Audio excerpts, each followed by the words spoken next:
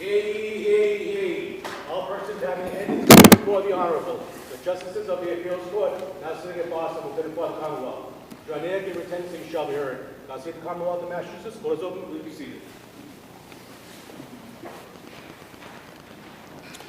Good morning and welcome to the Appeals Court. My name is Justice Peter Sachs. To my right, your left, is Justice Suk-Young Shin. To my left, your right, is Justice Andrew D'Angelo. Will be your panel for all 5 cases today.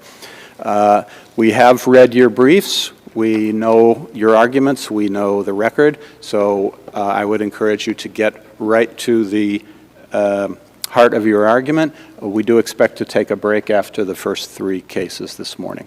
So with that, I'll call the first case, 22P583, Commonwealth versus Ryder M. Chilkoff. And it's Ms. Allen. Yes, Your Honor. Good morning, Your Honors. May it please the Court, Ashley Allen for the defendant appellant, Mr. Ryder Chilkoff. Now, I know you've heard this a million times, but this is not your typical rape case.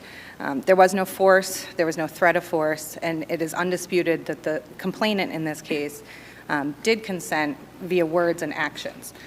What is disputed is at the time of consent, whether this complainant was too intoxicated voluntarily to provide legal consent, and if so, whether the defendant either knew or whether he reasonably should have known that she was unable to provide the consent.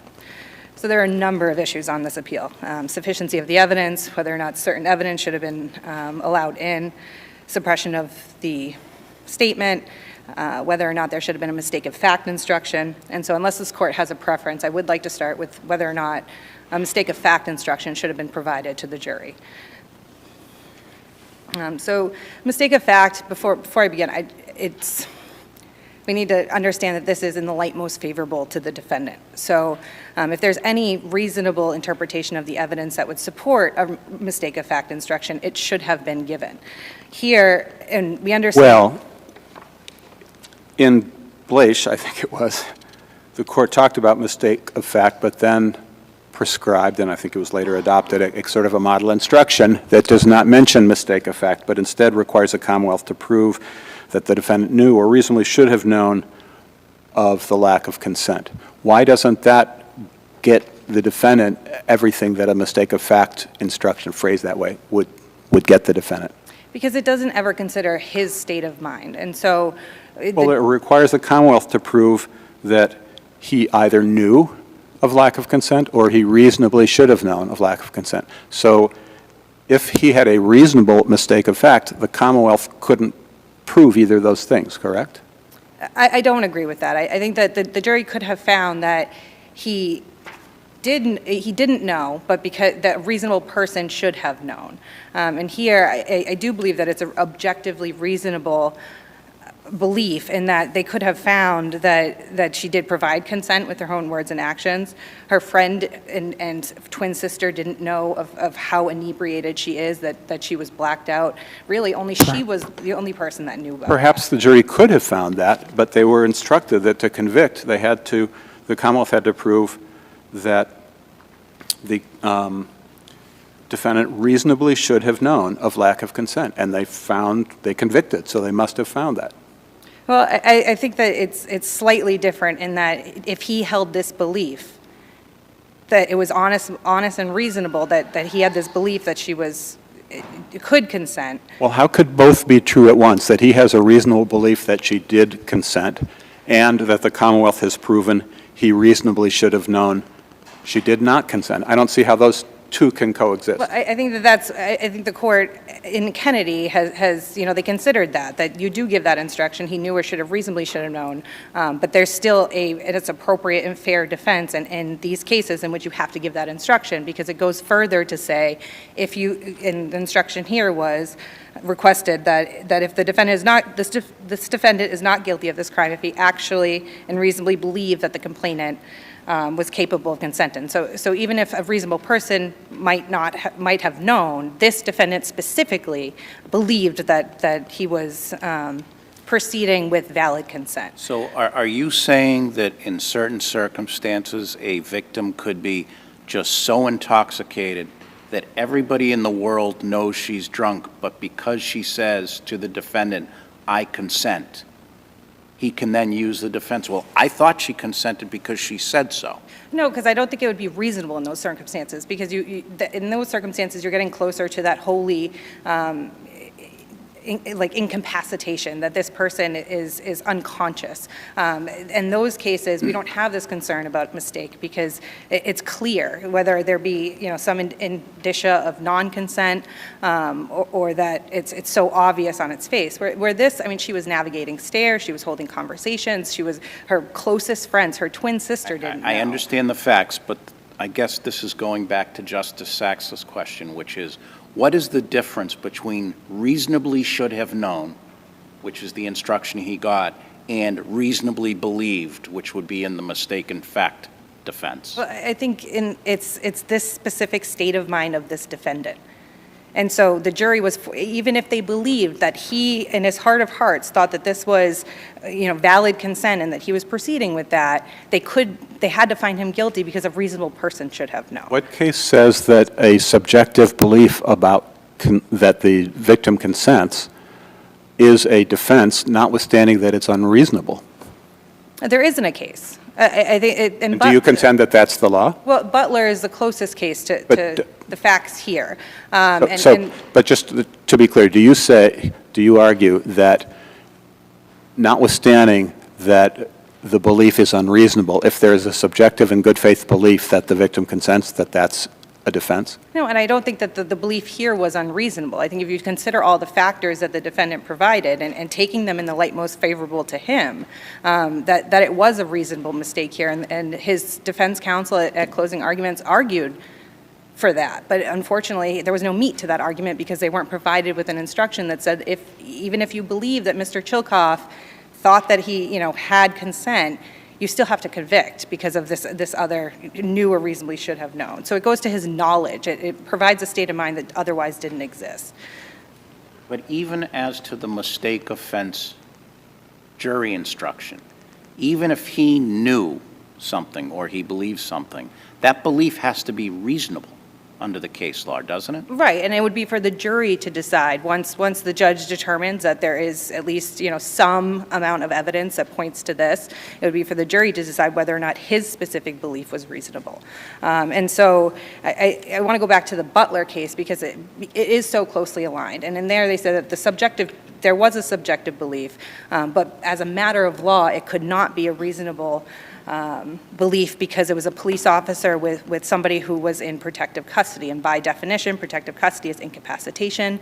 There's also the law about correctional officers, and you can't provide consent when it's somebody who's a subordinate to you. So in that argument, and I know that it's not in the case itself, but in the oral argument, the Commonwealth stood up and said that this is the best case for when this instruction should have been given, other than the fact that it was a police officer. And I think here we're even closer to that. And so I don't argue that this is something that happens all the time. I mean, there's a very, very narrow line of cases that this would be applicable. And that's where the Commonwealth is proceeding on a theory that of incapacitation, there's no threat of force, there's no indicia of non-consent, and we have all the facts here that weren't present in Butler, and the reason why this court said you're not entitled to the mistake of fact instruction.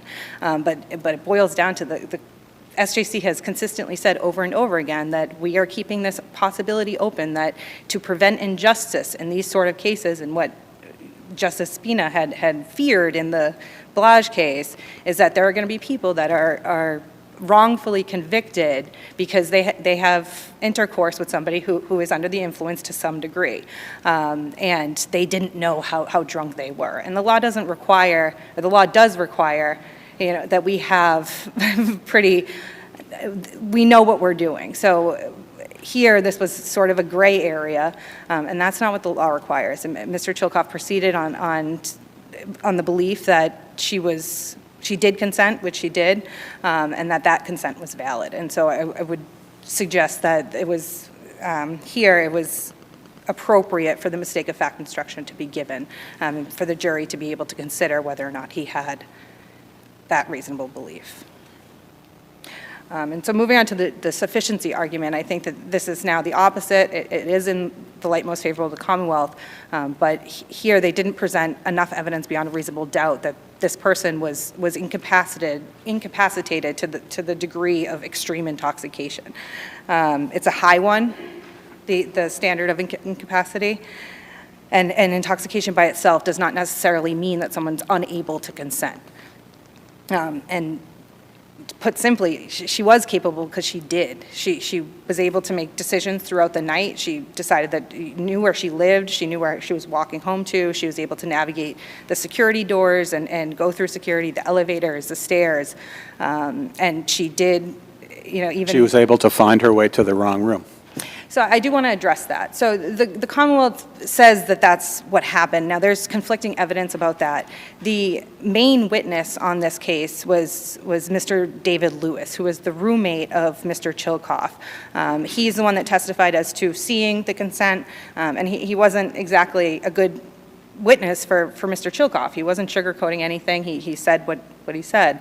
And he said that at the very beginning, he went downstairs and looked around the room, the floor, because she said she was partying with her friends down there. Didn't find any friends, but found a room with her name on the door. So when he went back upstairs, he said, "Do you live right downstairs?" And she said, "Yeah," and said 1614. So it was acknowledged at that point that she knew that she wasn't in her own room. She never objected to 3 strange men watching Star Wars in her room or anything of that nature. She understood that was her room. They told her to go back down to it, and she says, "No, I'm staying here." This is not something that they shut the door behind her and they made her stay. I mean, she was there on her own volition. They tried getting her to leave. She didn't want to leave. And then later in the night is when, after an hour or so, 2 hours, that this intercourse occurs. And so arguably she's sobering up as the night goes on. And the last time that she had consumed alcohol was much earlier in the night. There's no evidence whatsoever that she consumed any alcohol after midnight. And it's arguably even before 11 o'clock at night. So we have 3 to 4 hours later that she's now consenting to having sex, and she's the one that initiated the intercourse, grabbed my client's hands, put him on her own body, said, "I want you." He asked an open-ended question, "What do you want to do?" This was not something where he came on to her. And so here, I think that there was an argument that she thought she was not in her own room, but I think that it was more so that because her room was directly below, the Commonwealth argued that was the circumstance. Since there's an argument that she went to the wrong room, when we're looking at sufficiency, it's in a light most favorable to the Commonwealth, correct? But the testimony was that she knew that she wasn't in her own room. So while they may have inferred that she maybe thought that she was in her own room, and she doesn't remember anything. So really, I mean, we're relying on these witnesses who were there and weren't blacked out drunk, and not anything that she actually believed. So we're really trying to draw this belief of hers, her state of mind, from somebody who has no memory of anything. And so I understand that the Lattimore standard, it's not in my favor. But when it comes to the cases in which they have found that it was sufficient incapacity, you have somebody who's falling down drunk, they're face down in the dirt, they can't... Well, in the Commonwealth's, in a light most favorable to the Commonwealth, the testimony as she's walking to the apartment house, I'll call it, the apartment building, she was falling down drunk. Again, I know from your perspective, and there's different evidence, but from the light most favorable to the Commonwealth, one of the witnesses testified, I think it was that he had to help hold her up. So I will agree that there is testimony that she was wobbly, she was stumbling, she never once fell. And there's a whole bunch of, another unique portion of this case is that UMass is covered by security cameras. So there's cell phone video evidence as well as security camera evidence that shows her walking without assistance, going down the stairs while running and laughing and joking with that male who testified to that. And there is, nobody is disputing that she had some sort of degree of inebriation. And I think that even when you look at the drunk driving cases and that sort of stuff, just because somebody's stumbling doesn't mean that they're unable to make these decisions. And we're looking at a very high standard of incapacity.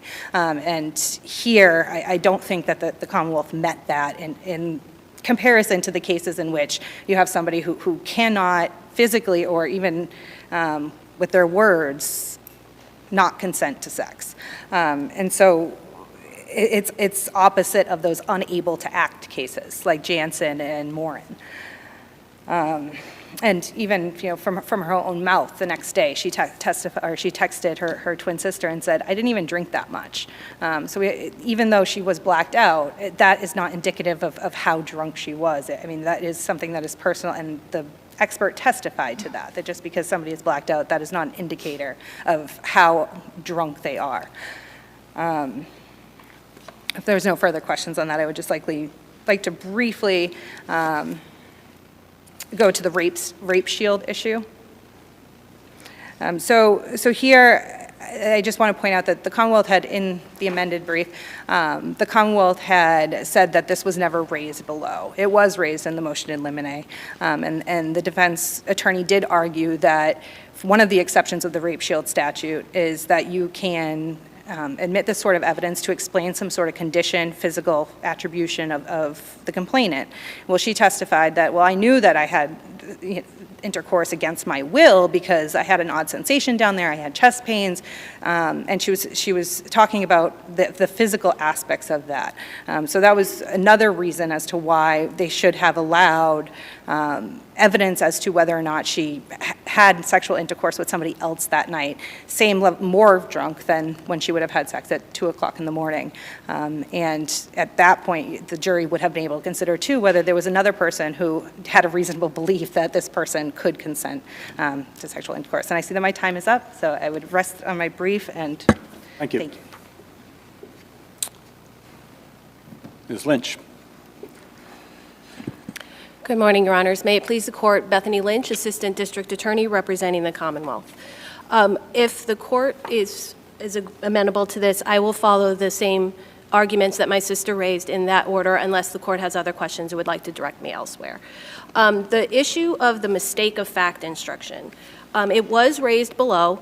The defense attorney asked for it, but I would suggest to this Court that the trial judge did not err in denying that instruction. Based on the state of the case law that the trial judge was looking at, he did not find that this case met a mistake of fact instruction standard. Can you envision a circumstance where it would, in this similar situation where it's basically intoxication and somebody who is the alleged victim says, yes, I want to have sex? I think if her level of intoxication was significantly less, if it wasn't so, from the Commonwealth's perspective, and as the jury likely found, blatantly obvious that she was incapacitated, it would have, if it was someone who had a couple of drinks and then thereafter, and there was evidence that she had a very minimal amount of ingestion of alcohol, in a situation like that, I suppose it could be. I think that the SJC left the door open to see what kind of cases that may come up in the future. I can't really envision a case where a mistake of fact instruction would be required, because I would suggest that the instruction as given covers that, it encompasses that situation. Because a mistake of fact instruction is generally given where that mistake would negate the existence of the mental state required for an essential material element of the crime. And in this case, that mental state is explained to the jury. The mental state that they must find is explained to the jury by the knew or should have known that she was incapacitated. And I would suggest that that covers that. There's no, and the courts have said, the SJC has said in Kennedy, in Lopez, in Blatch, and in Butler, in all of them that, I believe in Butler, that mistake of fact as to consent in a non-incapacity situation is not an appropriate instruction to give. And where there is an issue of consent due to incapacity, I would suggest that the instruction in Blatch, which was given nearly verbatim in this case, would cover the issue where the defendant, I would say that there's no reasonable evidence for this defendant to believe that the victim was able and not incapacitated. That's a backward sentence, I know that. It didn't come out the way I had it in my head. But in this case, because he reasonably if the Commonwealth proved to the jury that he either knew or should have known, then evidence that he reasonably should have known, then evidence that he reasonably didn't know would not have been credited by the jury. I would suggest, are mutually exclusive, and so the instruction as given incorporated any kind of evidence of the defendant's claims that he did not realize her level of intoxication. So I would suggest that there was no error in this case because and the other thing is that in order to get a mistake of fact instruction, there would have had to have been reasonable evidence that she was not as intoxicated or incapable of consent as she was. And I would suggest that the only evidence that we have, again, if it is in the light most favorable to the defense, is that he said he didn't think that. And that is an objective standard, but a subjective standard, but it does not cover the objective should have known. Well, from the defendant's perspective, according to the statement that he gave to the police, the victim was speaking coherently to him. He asks her a question. She coherently gives him an answer. Mm-hmm. Also, from the defendant's perspective, his friend is there, and his friend doesn't call the police, doesn't tell him you shouldn't. I mean, I know from your perspective that maybe he gave a hint. The friend did tell him that this is a very gray area. She is intoxicated. Just because she said that, you shouldn't do it. Would you like me to get to the resident assistant at the dorm? And the defendant said no. And the defendant then asked his roommate to leave. So I agreeing that is what the defendant himself said, but I would say that is actually contradicted in part by his roommate, and that... But it's in a light most favorable to the defense whether the instruction should have been given. So no matter what the friend says, if we adopt what the defendant said to the police, which was admitted, he should get the instruction. Well, I would suggest that he is entitled to the instruction that he got, and that goes to the whether he knew or should have known. And could we find that the mistake of fact instruction should have been given, but it was harmless error? Absolutely. Absolutely, you can find that. Without conceding that it should have been given, absolutely, because, again, between the evidence, the strength of the evidence in the case, and the fact that he did receive the proper instruction that he either knew or should have known, and the jury knew that they had to find one of those two elements beyond a reasonable doubt, then he absolutely would not have suffered any prejudice in this case because the instructions were proper as given, and the absence of an additional, almost a reiteration of a part of an instruction did not cause him such prejudicial error as to warrant a new trial in this case. Unless there are further questions on the mistake of fact argument or issue, I'll move on to the sufficiency of the evidence. I would suggest to the court that, knowing the Lattimore standard is in the light most favorable to the Commonwealth, there was more than adequate evidence in this case, limiting ourselves at this point for our review here to the issue of incapacity, because the defendant doesn't challenge any of the other elements of the rape charge. But as to the incapacity of this victim. Well, I'm sorry to interrupt That's there. okay. If we adopt the defendant's argument that the statement should have been suppressed, what evidence would there have been that there was any intercourse whatsoever? I would say that the intercourse would have been proven by the victim's own statements, her sensations after the fact that she woke up in a bed without her underpants or her pants on, in terms of penetration, I think that the fact that she had certain sensations in her vaginal area, I think that would be enough to know that some sort of penetration happened at that evening, even without the defendant's admission of penetration. Wasn't there DNA evidence from the condom? Oh, yes, there was that as well, sorry. that would have been the lead. Yes, there was DNA on the condom that was found in the defendant's dorm room after the fact as well. And that obviously would also lend itself to the belief that intercourse had occurred that night. But in terms of the sufficiency of her incapacity, from the statements of all of the witnesses, we know that she drank between 5 and 6 shots of vodka. She also drank an extensive amount of beer after the fact. at her pregame party. When she left, she was stumbling at that point. Her friends, her sister all noted that. When she then went to the frat party. We don't know what she drank there because she doesn't have a memory, but we know that 3, I'll call them Good Samaritans, did find her outside a party in December and alone and unable to use her own cell phone. So they recognized in her a person who was too intoxicated to be left alone. They offered her help. They walked her home. She was, I wouldn't say incoherent, but she was not following conversations. She was stumbling around, and they saw her to her dorm. And at that point, yes, she was able to walk up the stairs, but she did go to a room of someone she had no idea who that was. And I would suggest that the evidence does support the fact that she believed it was her own room. And I have citations, I forgot to write the volume down, but they are cited in my brief, testimony by David Lewis that she implied that she believed she was in her own room. The rooms were set up the same way. She went to the bed that would have been hers if she was in the room in the back half. She undressed. They kept saying, "You've got to leave and go to your," no, I'm staying. This is, she implying that this is her room. She then, she fell sound asleep for a period of time. The occupants in the room, when she came in, they recognized that she was unsteady. One of them, Kowalczyk, who was the friend who was visiting, he noted and said, "Wow, that girl is drunk," and thought it was very early in the evening. I want to say that she checked into the dorm at approximately 12 a.m.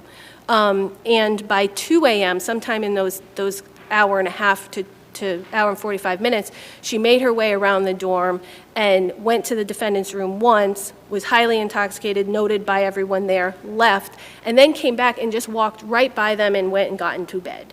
And I would suggest that that would be obviously evidence of an incapacity. She also her condition was such that the roommate wanted her out of the room badly because he was afraid she was so intoxicated she would vomit in the room. He wanted her out. She fell asleep. At one point, yes, the one friend left. It's the 2 roommates. The defendant and his roommate are in the room, and the defendant is standing next to the bed, and she, now having removed her own shirt and gotten into bed and fallen asleep, she then wakes up and makes sort of groggy pass at the defendant. And the roommate says, "This is a gray area. You should not do this." What evidence is that she was groggy? I think just that she's waking up and she's moving. There was no evidence that she was groggy. The evidence was she wakes up, she has her clothes off, she grabs the defendant's hands, she starts rubbing his hands on her body, and that's when he says to her basically, "What is it you want to do?" And there's no evidence that she was groggy. I think I was inferring it from the fact that she was in and out of waking up throughout the evening. So I was just inferring that. But yes, there's absolutely no direct evidence that she was groggy. She did do the things that you've noted. But the roommate says, "You should not do this." Just because she's saying it doesn't make it right. And the defendant says, "I don't want you to call the resident assistant to help us get her out of here, get her back to her room," because by then they knew her room, or they suspected her room was one directly below. And I suggested that is a reasonable inference, that she was just in the wrong room. The dorms look the same. The elevator system, if you read the briefs, I tried to explain it, where the elevator doesn't go to her floor. You have to go up or down. And so I would suggest that she did reasonably believe that she was in her own room in her state. And the defendant declined assistance from a resident assistant and told his roommate to leave and go to the common room, where he did stay. The roommate did leave. And so I would suggest that all of those things together show not only that he knew that she was highly intoxicated and incapable of consent, or should have known, but also that he also intended to take advantage of that by sending his roommate out and declining any assistance from a resident assistant. And I think, sort of in a thumbnail, in this situation, an unknown drunk girl walks into his room, says it's her room, or implies it's her room, gets into bed, undresses, and falls asleep. I think those are very good indicators that this girl's not making rational decisions at this point and is not capable of making those decisions. Counsel, I see your time is running low. Certainly. I wanted to move to the DNA and underwear issue. Sure. I think the Commonwealth introduced the fact, and you just talked about it earlier in your argument, about the physical sensation she was feeling. doesn't that open the door to the defense offering a counter-explanation to that that doesn't interfere with the rape shield? I think in some situation it might. In this situation, it can't. Because in this situation, the DNA that they sought to introduce was a sperm fraction of an unknown individual on a pair of underpants that she was not wearing that night. Well, that's the part I'm glad we got to so quickly. Yes. How do we know that? Because no one asked her about that on the witness stand at trial or in any pretrial evidentiary hearing. We do know from the defendant that he described her underwear as green. I believe that we know that from, perhaps it's from the police report. I know that there's no indication of it in the trial, but it may have been in the pretrial, in the police reports, where the issue of the color of her underwear, and the defendant says her underwear was dark green. And he claims he tried to return it because he still had it, and she left without it. She left the room, and both the complainant and the roommate say she left without her underwear. Then there's also evidence that the defendant put a pair of underwear, and again, this would again be in a light most favorable to the defense on this. Yep. He puts underwear in a bag, puts it to her door. At some point after that, she goes to the hospital, and they collect it. They collect the underwear she's wearing when she went to the Seine. Why would they collect evidence of underwear that had absolutely nothing to do with it? That I cannot say, except that I believe that as part of the Seine process. We don't know if it's the underwear she was wearing at the time of the exam, right? I mean, so I'm looking at the evidence form from the kit, and it says underwear worn at time of assault in the box if not indicated is checked. And then it just says underwear worn after assault, and it's the yes box is checked. So we don't know what after the assault necessarily means, right? That's correct. I mean, it's my understanding that it was the underwear she wore to the Seine exam, and that's the underwear that they collected because it was within a couple of days. So they collected that. But I think that the key here is that I see. Finish your key, and then I have a question. Okay, I think that the key here is that unless we know that that the underwear with DNA on it is the underwear she was wearing the night of the incident, it doesn't have any relevance whatsoever to this case, to whether if she had had sex at some time prior or at some time after. Long before, long after, because this is different underwear. If it was that same night, if we had sperm or a sperm fraction on underwear that we knew she was wearing that night, which the defendant himself contradicts, then possibly that might open the door. But in this case, there was no evidence to support that, and so the trial judge pre-trial in the motion in limine to admit it properly denied the motion to admit the DNA evidence. So my question is whether because this was the defendant's motion in limine to admit, or because of the rape shield statute, or both. Was it the defendant's burden to show relevance? Yes. And what case says that? I believe the statute suggests that. I believe that the rape shield statute precludes evidence of a victim's sexual activity unless the defendant can overcome the burden to show both relevance and probative value that highly outweighs, or that outweighs the prejudice to the defendant. Thank you. Thank you very much, Your Honor. No further questions here. All right, our next case will be 22P113, Commonwealth versus Samuel Ward.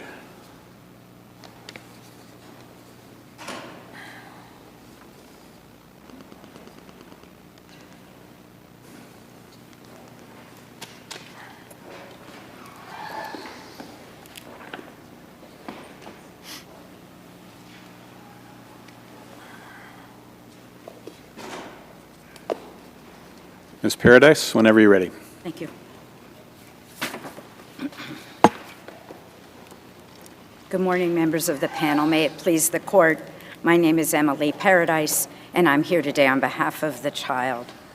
At its core, this case raises the issue of whether the 16-year-old child's waiver of his right to a jury trial could have been knowing, voluntary, and intelligent, where the trial judge failed to read the critical constitutional rights as part of the colloquy and where trial counsel provided ineffective assistance of counsel in failing to advise the child that essential Commonwealth witnesses had a likely Fifth Amendment claim, and where he also failed to advise the child that what he was agreeing to that day could lead to additional punishment subsequently. I am asking this court to find that the trial court made a significant error in finding that the child's waiver was voluntary due to the combination of the court's errors and trial counsel's errors, and that, moreover, the trial court erred in denying the child an evidentiary hearing on this matter. This morning, So why couldn't the judge credit counsel's representation as to his general practice? This is with regard to the potential Fifth Amendment issue. Why couldn't the judge credit counsel's representation as to his general practice of discussing with clients what evidence would and would not be available and to be introduced at trial? And why couldn't the trial judge or the plea judge decline to credit the juvenile's representation that no discussion of that ever occurred? well, and I think this does bear on the denial of an evidentiary hearing. Why couldn't he credit it? He could credit it. One, the extent of the conversation was there was a question, a very specific question posed to trial counsel saying, what conversations, if any, with regard to the privilege against self-incrimination did you have with regard to the essential witnesses?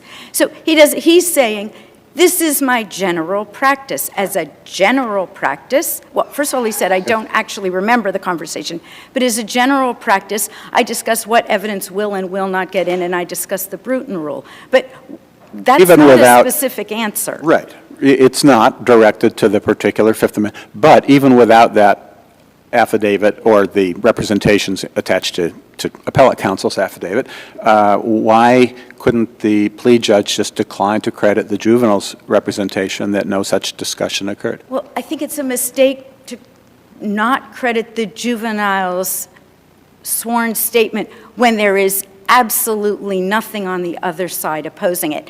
Had trial counsel, I mean, again, I'm sure the court has read all the correspondence where I tried to determine this. Had trial counsel say, I have a checklist. In every case I meet with the defendant before they offer a plea, I say, just so you know, and the CPCS standards require this, just so you know, before you go in and take that plea, you need to understand, you know, that you've got witnesses who may or may not testify. If he had given a specific list of what he goes through, but general practice is quite broad, and the truth is your general practice can be fine, but if in a particular instance you fail to advise the child of what I would consider sort of a central issue in the case. I mean, you got two witnesses who can ID him, one's the go-between, one's the drug dealer. For anyone who has practiced in district court, this is sort of the classic Fifth Amendment situation. Well, let's talk about that. Let's assume that there was no such discussion, but you still got to show prejudice on the ineffective assistance. Why isn't it quite speculative to think that these witnesses who told the police what happened, or at least their version, which was pretty incriminating for them, and told the grand jury what happened, and even the victim who was beaten with the gun even showed up at the plea hearing to say this guy should be punished for what he did. So why isn't it speculative to think that if they already told their stories at least twice, once under oath, why would they suddenly assert a fifth at trial? Well, I think because easily the way it could have gone at trial, and again, the court has the cites, the fact that they testified at grand jury doesn't mean that they would have testified at trial. But sure, I think they don't have to testify. It's not a waiver at trial, but why would they? But the standard is, was counsel's advice not within the sort of ordinary fallible, and would it have made a difference? Would the child have elected to go to trial had he been advised of the fifth? And any number, so that's, would he have elected to go to trial? What the trial court had before is the affidavit saying he would have elected to go to trial because, of course he would. Well, but his affidavit says, if I'd been told that if the witnesses took the fifth, then the Commonwealth couldn't prove his case, then I would have gone to trial. But there's no discussion in the juvenile's affidavit of the likelihood that those two witnesses would take the fifth. So in any rational decision-making process about whether to accept the plea, doesn't the juvenile have to consider not only the possibility that those witnesses might invoke, but the likelihood? I don't think the burden is on the juvenile, the child. To show prejudice. To show prejudice, the burden is. It is to show prejudice, but this is, if trial counsel had said to the child, let's set this up for trial, it can go one of two ways. Either they will show up, this is what would have happened, right? The trial counsel would have brought it to trial that day. Competent trial counsel would have gone before the judge and said, Your Honor, one's a go-between, one's a seller. I'm going to ask that you appoint counsel. Counsel would have been appointed to advise them on their fifth, and likely would, again, we don't know that, but all we have to do is get to the stage where the child would have made a different decision and would have, I think under Hill and Lockhart, if it's, I think that's the right case, if it is a plea, would he have elected to go to trial? And prior to entering a plea, he would have elected to set it up for trial. What happened on the trial date, I don't think we know, but I don't think he has to show that. What he has to show is that he was not, one is, I mean, I have no idea which is likelier. All he has to show is that if trial counsel had told me that they might claim a fifth, I would have set it up for trial, and maybe they wouldn't have showed, and maybe they would have But if they do show, then he's facing a 20-year mandatory minimum. Would that be a rational decision? I would say that people set things up. I mean, just because he gets offered a plea on Tuesday does not mean it won't be available the following Tuesday. People routinely in district court set things up for trial. Let's see if the victim shows up. Set things up for trial all the time. And then on the trial date, if they show up and they decide that they're going to decline and they're going to get on the stand and testify that they were selling drugs, yeah, we knew to call him because he's always got marijuana, then there is nothing in the record to indicate that he would not have had the benefit of that same agreed-upon plea, which it sounds like trial counsel and Commonwealth had worked hard to come, because the court said, if this weren't agreed, well, he did ultimately. So when does this Martin hearing occur? When would it occur relative to the commencement of trial? I think I think it would have commenced on the trial date if there were one. I think it's possible that there wouldn't be one, that the counsel appointed to advise on the fifth would merely say, Your Honor, I mean, the essence of the conversation would be what they were doing, and that would be the end of the case, but otherwise the court could inquire on that date. So the trial begins, the Martin hearing is held, the victim and the go-between say, yeah, we want to testify. Is there any evidence that the defendant can then say, okay, I'm ready to plead, and that the Commonwealth still would have gone for it? I don't know. There's no evidence of that. But So if there's no evidence of it, and there's no reason to assume it, is there? I mean, isn't the burden, again, on the defendant, or the juvenile, to show prejudice? But I think the court is looking at a different standard for prejudice than the child views it as. I think what you have to show, what the child has to show is, would I have made a different decision? I mean, but the CPCS standards say, before you advise a child on a plea, make sure the witnesses are available, make sure the Commonwealth has everybody there. I mean, I don't think that it's on the child to prove, I mean, obviously that is speculation. What would have happened on the day of trial had counsel advised me and I set it up for trial? There's no way you can get past speculation there because it didn't happen. But I think that's not what the child is required to show. All the child is required to show that the counsel's defective advice led to deprived the child of an otherwise available substantial ground of defense. Right. Right, and that perhaps if they had not shown up on the trial date or taken the fifth, he would have had a dismissal. But isn't, as the plea judge said, the motion judge, isn't it speculative that, and therefore not substantial ground of defense? With all due respect, Your Honor, I think I think the inquiry stops at an earlier spot, which is No one is required to show what would have happened on the day of trial because one can't know. But I think this is what we know. We know that from correspondence that trial counsel had correspondence that he kept. He had letters, he had communications which he did not provide to me. I think that was the reason to have an evidentiary hearing because have an discretionary to hold an evidentiary hearing, but if there's a substantial issue raised. Is it a serious issue? Yes, it's a serious issue. Had the Fifth Amendment been raised and the witnesses had not testified, the Commonwealth could not have gone forward. That in and of itself, that statement is speculative as well. If they asserted a fifth, they testified at the grand jury, that could have been testimony by an unavailable witness. I think they would have to prove. I know that's speculative too, but it could be. It depends upon the reason, right? But I don't think the failure to appear in response to a summons is sufficient for unavailability. No, but if they take the fifth, that's an unavailable witness. They've testified before the grand jury.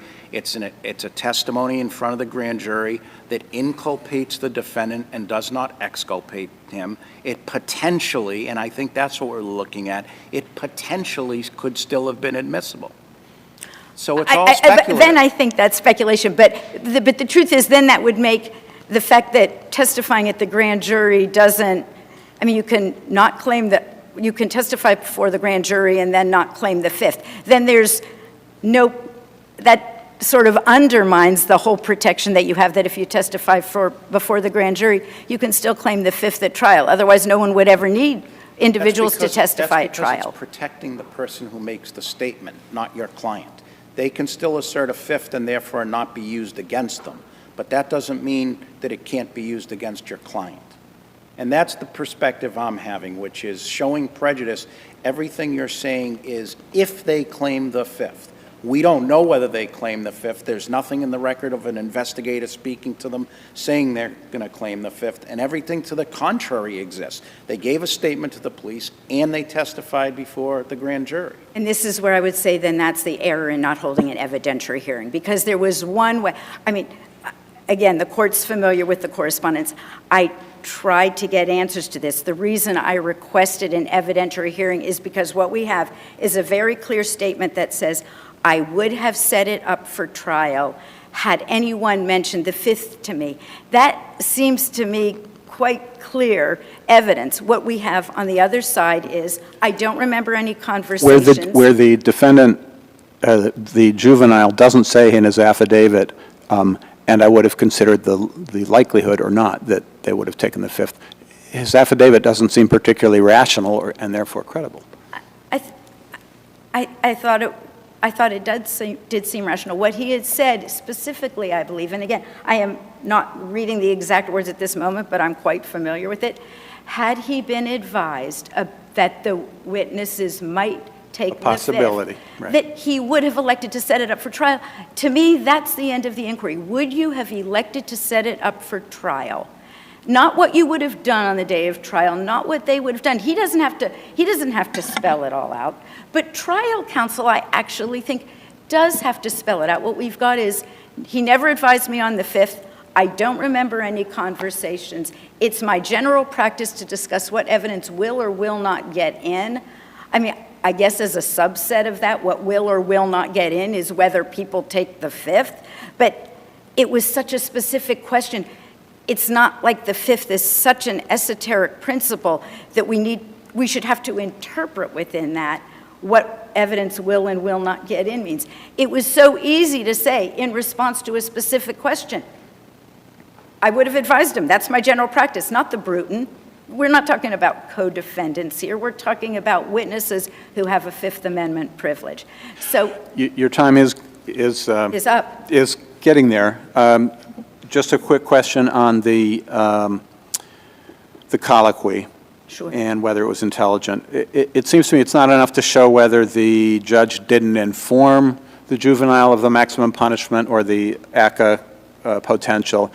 One has to show that that would have made or likely made a difference to the juvenile, and that's not in the affidavit. The juvenile just says, this would have been important information to have. And let me just respond quickly. I will say, and I was looking, I realized, I think often where they say it would have made a difference is where, at bottom, the court is convinced that the defendant or the child, apart from any technical violations, it was a knowing voluntary waiver.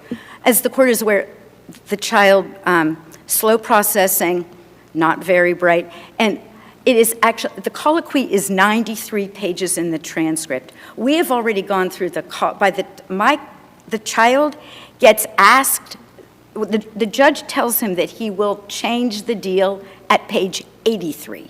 We have gone through the plea colloquy, we've gone through the statement of facts, we've gone through the victim witness impact statement, we've gone through the mother speaking, and at page 83, the judge says to this kid who's got an IQ of 81 and slow processing speed, who can't take information, oh, I'm changing the deal. You're on probation as of today. And by page 85, while court's still going on, everybody's talking, the court's talking. You're talking about what the juvenile knew and understood at the time. What I'm asking about is what the juvenile put in his affidavit. Now that he's been fully advised by appellate counsel, he still can't bring himself to say, I would have done something different. I would have gone to trial.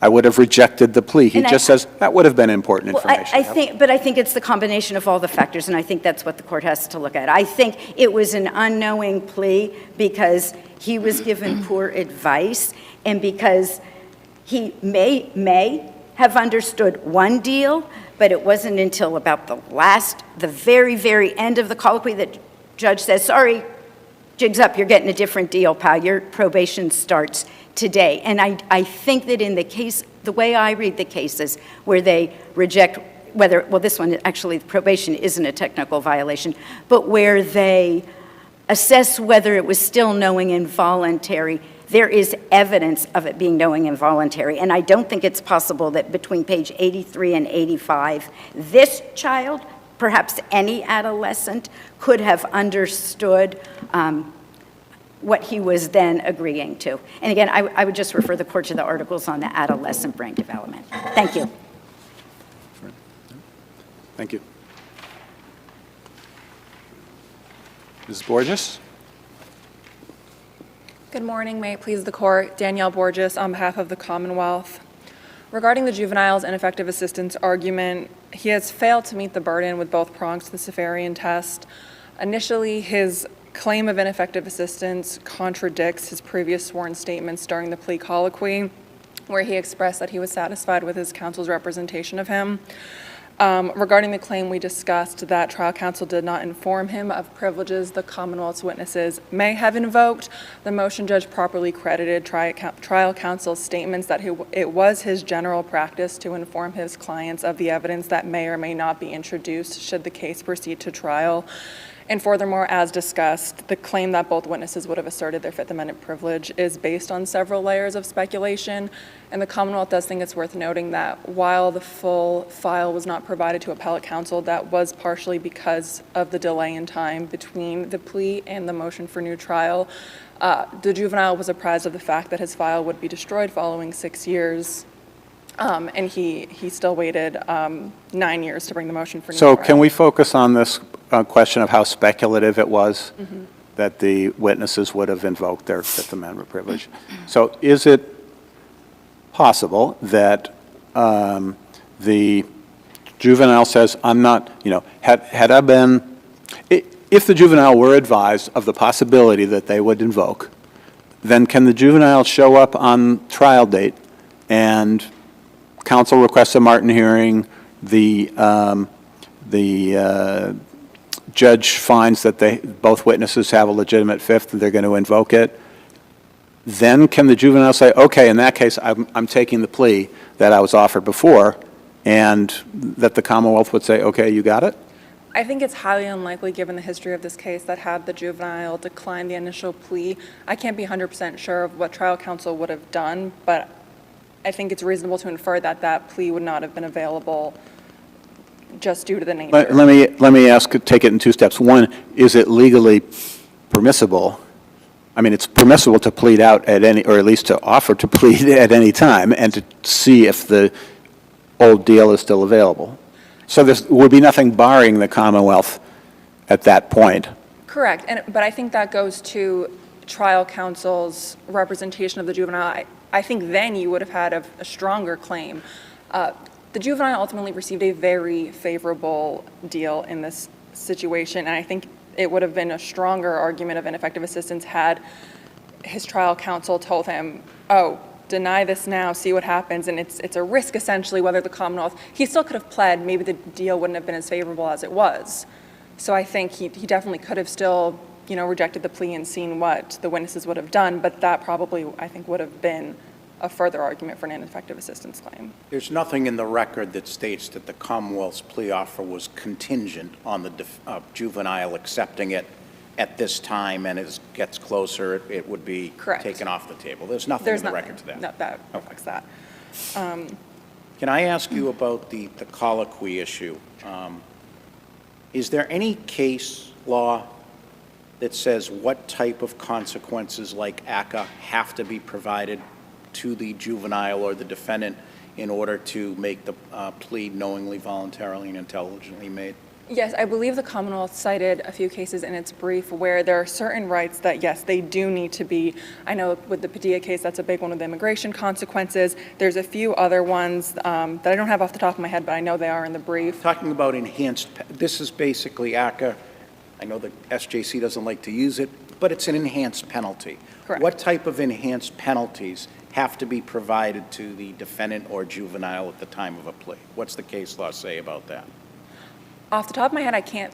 My understanding is that enhanced penalties, such as ACCA, they're considered collateral. They do not need to be advised of that because they are possible consequences, but not foreseeable. They're not 100% guaranteed. So any consequences that kind of follow that line of reasoning, the defendant does not need to be apprised of that prior to offering a plea, and the fact that they weren't apprised of that and later suffer those consequences does not retroactively make that plea unknowing or involuntary. And just regarding the plea colloquy, the motion judge, the plea hearing judge is able to rely on a defendant's sworn responses to the judge's informed questions, and their responses do matter greatly. In this case, off my counting, the juvenile was asked 14 times during the colloquy whether he understood what the judge was telling him, and he answered in the affirmative each time. This was both before and after. That he understood what the judge was saying doesn't mean that he also knew what the judge wasn't saying and was taking it into account. So that doesn't seem to get you that far.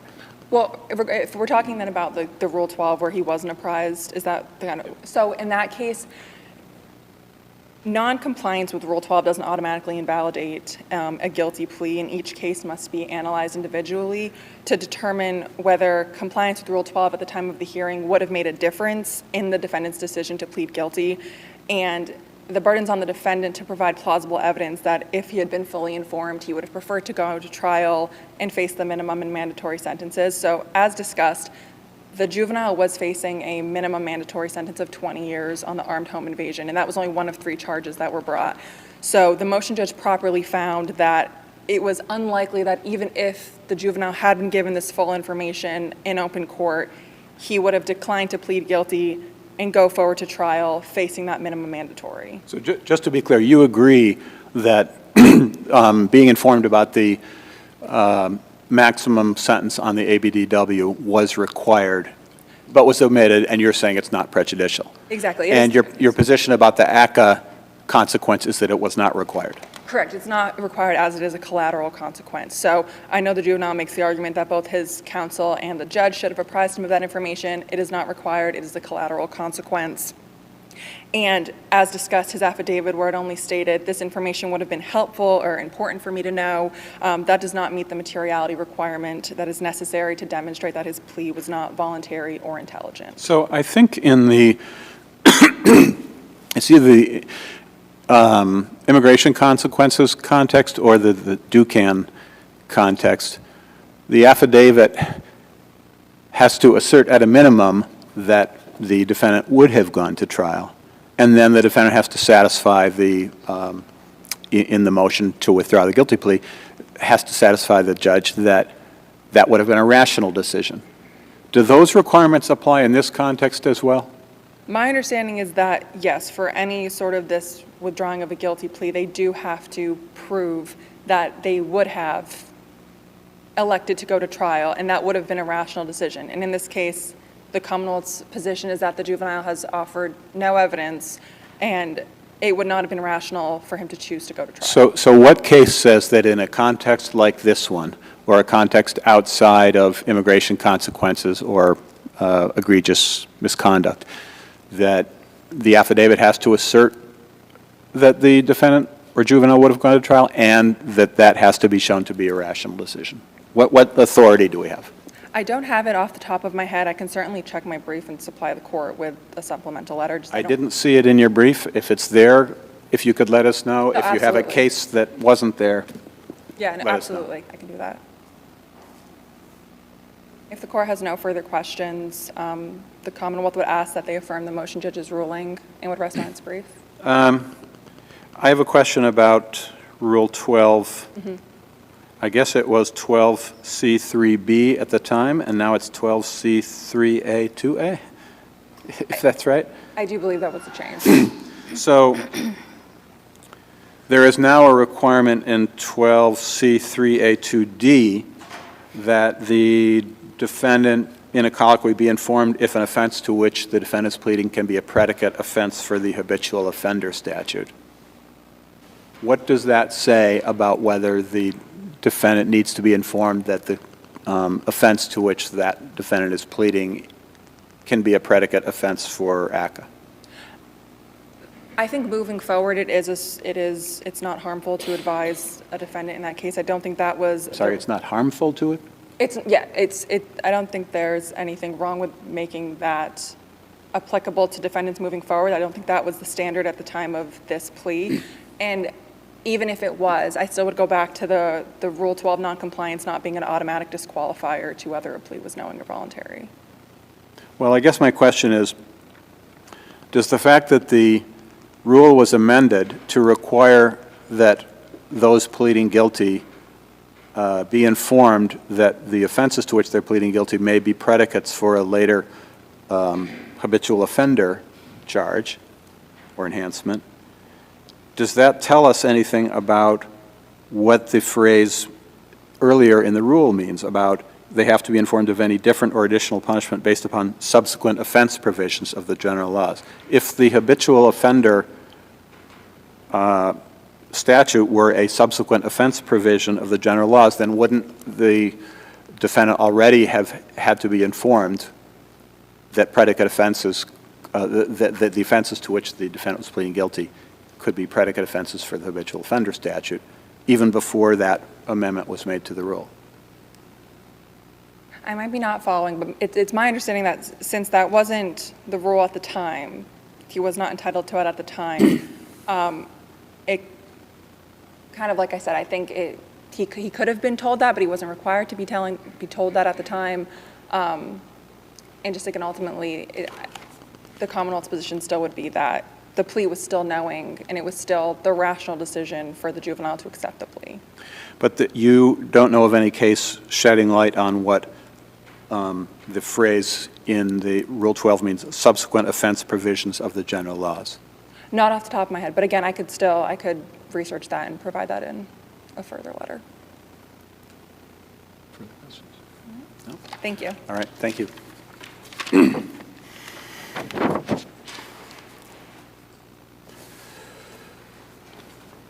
All right, our next case will be number 22P524, Commonwealth versus Mayanja.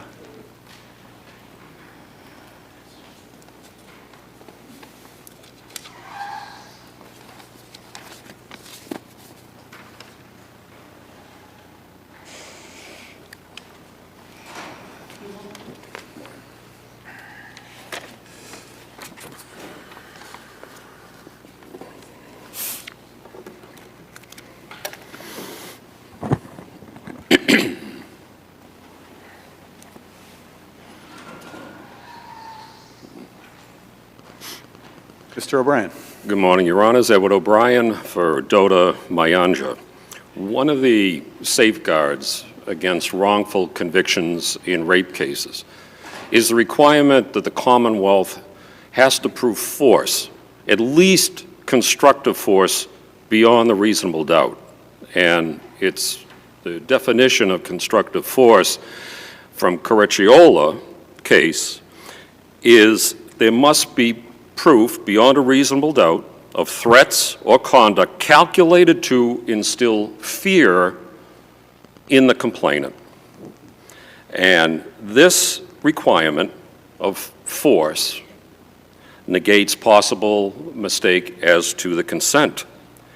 Now, the record in this case is completely lacking of this requisite force. And I believe the Commonwealth would even agree there is absolutely no evidence of actual force. Case proceeded to the jury on the ground of constructive force. And there are no threats anywhere in the record from Mr. Mayanja. There are no... There have to be threats for there to be constructive force. Well, I would say, Your Honor, no threats nor any part of his conduct was calculated to instill fear. So the definition of constructive force would be conduct intended to instill fear? I'm taking that definition, Your Honor, from the Courtois case, which is threats or conduct calculated to instill fear in the complainant in order for the defendant to achieve his goal. And the evidence in this case, there is none that there was any conduct on Mr. Mayanja's part to overcome her resistance or anything. There's no physical force. There's no threatening words or gestures. So it's the exact... Courtois, you're quoting language about is calculated to instill fear. The model instruction, as I believe you quoted in your brief, just says that the threatening words or gestures that operate on the mind to instill fear. So it seems like the model instruction is a little bit less stringent than the language you're quoting from Courtois. The model instruction, yes, Your Honor, does not use calculated. And the word calculated is at page 653 of the Courtois case. So that implies certainly an intent element. But objectively speaking, without even getting into the defendant's mind, or without even getting into his subjective intent, is what conduct of his establishes and instills fear in this complainant. It's the exact opposite as far as threats. He flatters her. She did testify she was in fear, right? She testified. She did not use the word fear. She was asked on direct, Your Honor, what my client was saying to her, and she says, I can't recall, I was scared. She also testified that she was frozen. Right. She said, well, what, did you do anything to keep his hands away? No. She never said no. She never said stop. She never pushed. But her testimony that she was scared and frozen, that's enough to show she was in fear, right? I would say yes, I certainly. But that's not enough to scared, prove fear. constructive force, because why? I think the focus is not on her subjective state of mind of fear. I don't think there's consent in her mind here. It is, what did the defendant do to instill that fear? It cannot, a complainant, I would submit, cannot have an irrational fear or a fear that is not based upon the defendant's conduct. The defense conduct, my client's conduct is key. She voluntarily gets in. He doesn't confine or restrain. There has to be force beyond that necessary to accomplish the penetration. Which is Correct. Lopez, Your Honor. The only case Okay. is... So what exactly counts? I mean, what about unbuckling the belt? Is that more force than is necessary to accomplish the penetration? I would say no. It is necessary to accomplish the act. We're talking about force to instill fear. Unbuckling the seatbelt is not one of them. If Unbuckling the belt on her pants. none of that, all of that is the force necessary to accomplish the act, Your Honor. It stems from, you know, she voluntarily gets into the Uber. There's no restraining locks. He's not, he doesn't possess a firearm. He has no weapon at all. He doesn't even threaten the weapon. She voluntarily gets in the cab. She voluntarily gets into the front seat.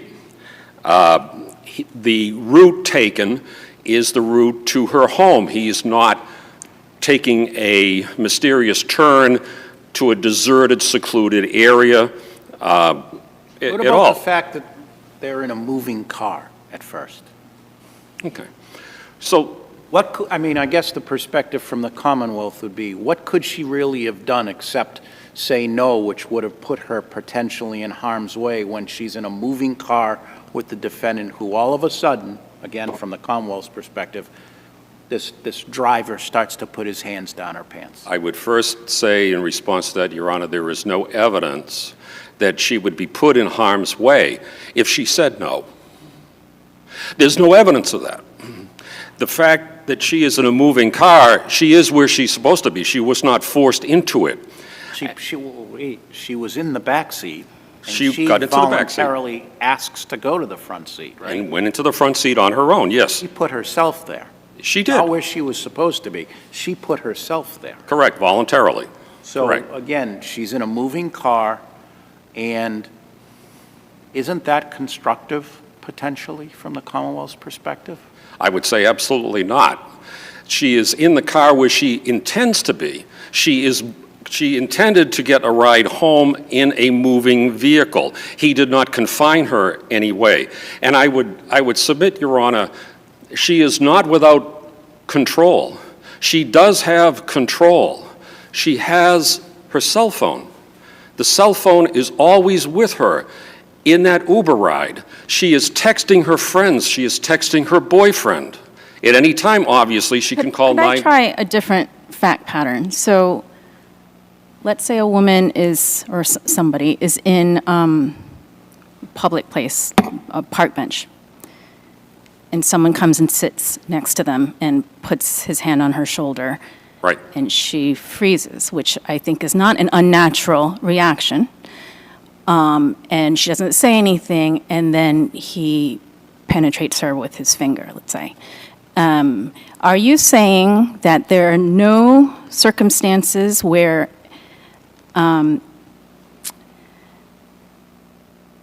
sexual contact is so unexpected that a victim can be deemed to have the inability to consent in a way?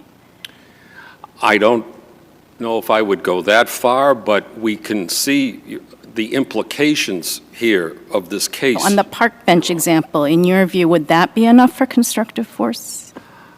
Unless there's force. Force is the... So someone's just sitting on a park bench, minding their own business, and Yes. the defendant comes and sits next to them and makes unwanted sexual contact very suddenly. That's not enough for constructive force.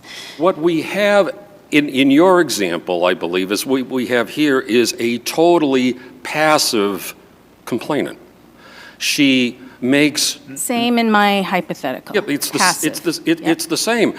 And I would submit, in that case, Your Honor, there still has to be a proof of force. In fact, the case law, there is no case law that in which somebody has been convicted just by touching somebody, even a stranger. It's always, when you're dealing with a completely passive victim, they've either been incapacitated by way of alcohol or mental defect, or a completely passive victim, the convictions have been affirmed, where that person has been the victim of long-standing abuse by an authority figure. And the problem I have with that, if you consider all the different potential fact scenarios, is that the passivity can often arise from fear or surprise, from unexpected sexual contact. So it seems like you're saying that in no situation could that ever constitute I would constructive say in order to force. guard against wrongful convictions, that is my position, because even though, I mean, it has not happened to me, I have not had sex in an Uber or a taxi or a bus, but it does happen. Therefore, the law imposes the force requirement in order to convict a defendant of rape. And the only cases, historically, in Massachusetts, that have imposed and affirmed convictions for completely passive victims, again, is child abuse. Or the Newcomb case, you had an adult female testify that her biological father had sexually abused physically and mentally since the time she was about 13 years old, 11 or 13. But even with the authority figure, and the Commonwealth is really placing, I think, attempting to place and equate an Uber driver with authority figure. And I would say, first of all, he is not an authority figure as what is shown in the cases. I don't think that's the, it's that it's just a situation where the contact is so unexpected. Or let's say mere seconds elapse between his putting his hand on her shoulder and penetrating her. Would that make a difference in your view? It's mere seconds.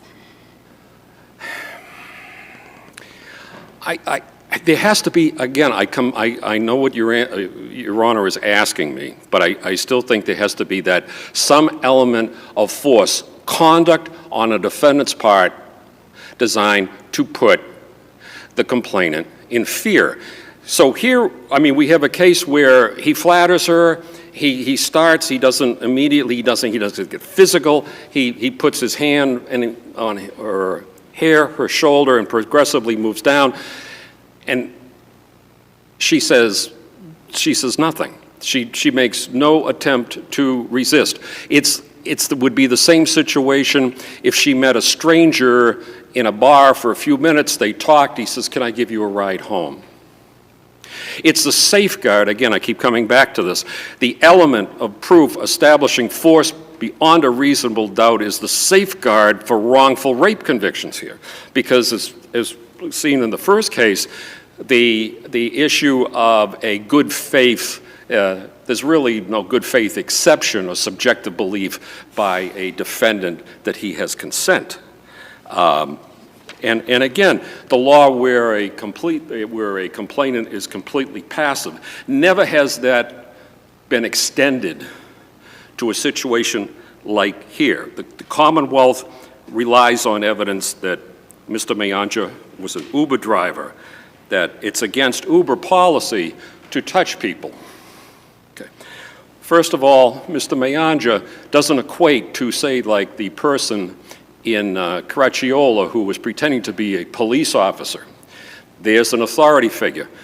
But even if somebody is an authority figure like a parent, all the cases always combine the authority figure with force. Against Uber policy, well, it may be an employer has a policy against sexual relations between employees, but it happens. And the fact that it happens and it's against the employer policy doesn't automatically mean that it's a rape. The same with the prescriptions for lawyers having sex with clients. It happens.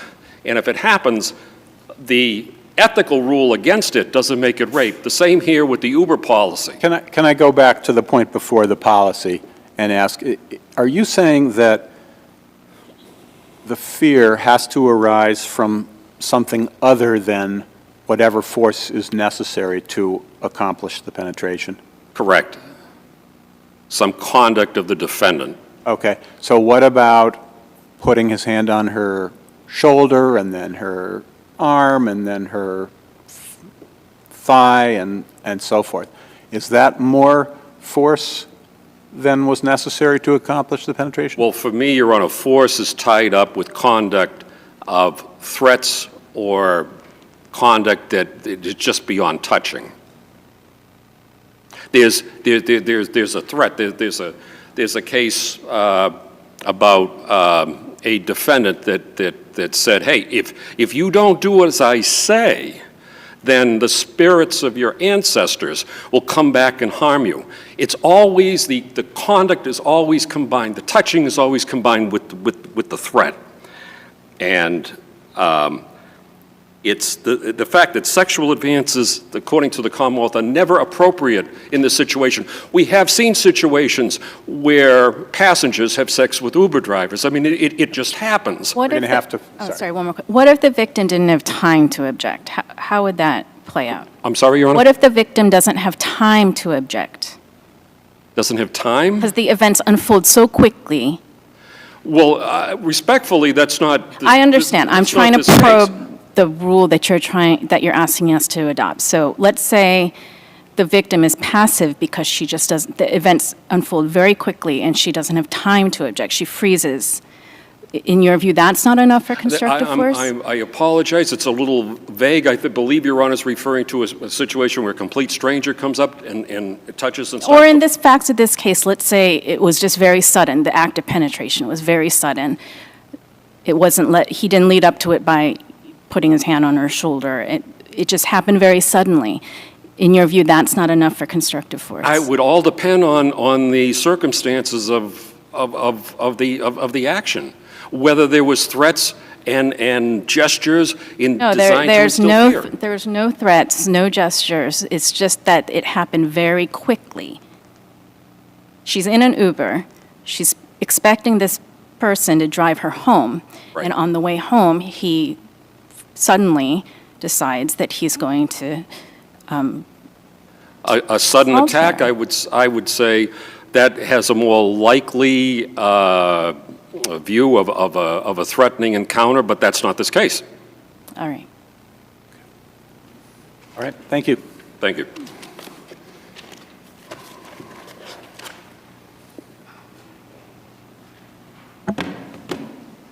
Mr. Lynn. Good morning. Let's try to get the first word right. Good morning, Your Honors. May it please the Court, Paul Lynn for the Commonwealth. With me at counsel table are the trial prosecutors, Lynn Fagenbaum and Carolyn Merck. What Newcomb and Caracciolo say is that constructive force may be threats or threatening gestures, and that is consistent with the model instruction that the defendant requested in this case. It is not required, and Newcomb is a perfect example of that, in which there were no immediate threats. There was simply this pattern of conduct leading up to the incident based on which the defendant was convicted. And that's exactly what we have here. We have a situation, as the prosecutor argued, in which the defendant is literally in the driver's seat. He is a stranger whom the victim has hired to take her from one place to another. And she has a right to travel from one place to another without being molested. That's not just a norm. That's not just a situation in which you could get fired for committing this act. This is a situation in which a person would not expect to be molested. And I think that's my brother points out that there are these articles about people who like to have sex with their Uber drivers. But that's an entirely different situation. That's a situation when you have affirmative consent. And there are many things That's one of the don't- problems I'm having with this case, is that it seems like you're saying that in this type of situation, all the Commonwealth has to prove is lack of consent. No, we are arguing that in the situation where a person, where a stranger who has been hired to carry a person from point A to point B, in a moving car, which the victim has no safe way to escape. This is someone she doesn't know. She has no idea what he's capable of, what he will do if she says no. That's why we don't require victims to say no in the law. So it's not just non-consent. It's Right, but this particular fact situation of a rideshare driver, taxi driver, what have you, someone picks up a hitchhiker, that in all of those cases, unless there's evidence of consent, then the elements of rape would be proven, right? That's correct. That's the So Commonwealth's it seems position. like it's just the defendant's status as a rideshare driver and being in a moving car, that enough, in your view, is constructive, to be constructive force? Yes, I think the combination of those factors, and that's consistent with the language that says you can consider attempts to confine. You can consider the relationships between the parties when determining whether or not force has been proved. And he does ultimately go off route. He ultimately does turn off into the area around the hatch shell on Star Drive and continues to rape her. So he does. He says he's going to do that before he does it, correct? No, he pulls over and then he says, nobody has to know. He doesn't say, I'm going to pull over now. He doesn't say that? No, I'm almost certain he doesn't say that. So she does, of course, she has her cell phone with her, and the defendant concentrates on a lot of things the defendant didn't do. But he did do enough. And she does, as soon as she sees a safe opportunity, when she gets a call from Lori's boyfriend, Mr. Barham, she takes that opportunity to say, oh, could you please let me out so I can take this call? And as soon as she's out of that car, she runs away. And the evidence of that, she's terrified. She immediately, on the phone with Mr. Barham, says, I've been raped by my Uber driver. Mr. Taglieri, who's looking for his dog, sees her crouched down in fear and says, don't let him find me, or yes, I'm in trouble, depending on which witness you believe, but certainly an immediate statement that she is in fear, that she is in trouble. And according to Mr. Taglieri, the defendant gets out of his car to come after her. And of course, the jury could believe that that was just concern for her, but it also implies that he is trying to prevent her from reporting the rape. So you put all these things together, the relationship, the confinement, and the sexual assault by a stranger, and you have constructive force. So enough evidence in the light most favorable to the Commonwealth to prove. Can I just back up a second? On cross, the victim was asked, when he was pulling over on Storrow Drive near the hatch shell, did he tell you he was pulling over? And the victim says, uh-huh. And then the judge says, well, you got to say yes or no. And then defense counsel says, again, so after he told you he was going to pull over on Storrow by the hatch shell, you didn't say don't pull over, correct? And the victim says no. I apologize, Your Honor, I missed that. May I ask, just can you refresh my memory at least? Could the Commonwealth have proven indecent assault and battery here without? Yes, it's a lesser included offense, so okay, yes. Without having to show force? Without having to show force. So the Commonwealth could have charged that, and Right. this force issue wouldn't be in the case? That is true. But it is also penetration, so it is where there is force, it is rape as opposed to indecent assault and battery, which doesn't require penetration. So that's why it was charged as it was. So I guess what's troubling me is that there's no affirmative act or word that the defendant, he didn't say anything or do anything, right? So I'm just trying to probe how far this would take us. So let's say you have another situation where sexual contact would be totally inappropriate. Let's take a college professor and student example, and they're in his office and the door is closed, so it's a confined small space. Is that enough for constructive force?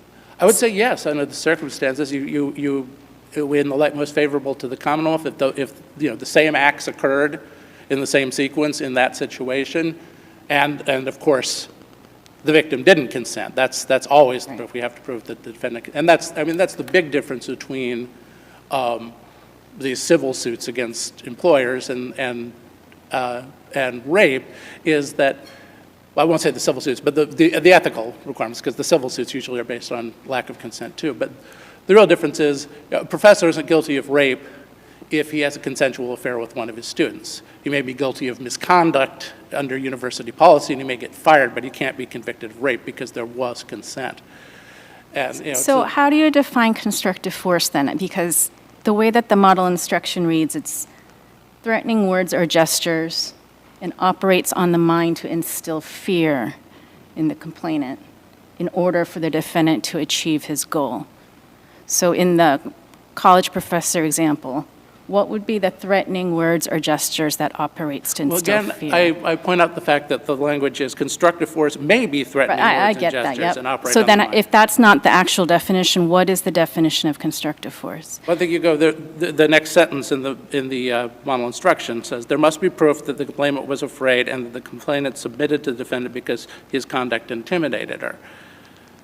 So you're still looking at the So circumstances. there has to be in the- intimidating conduct.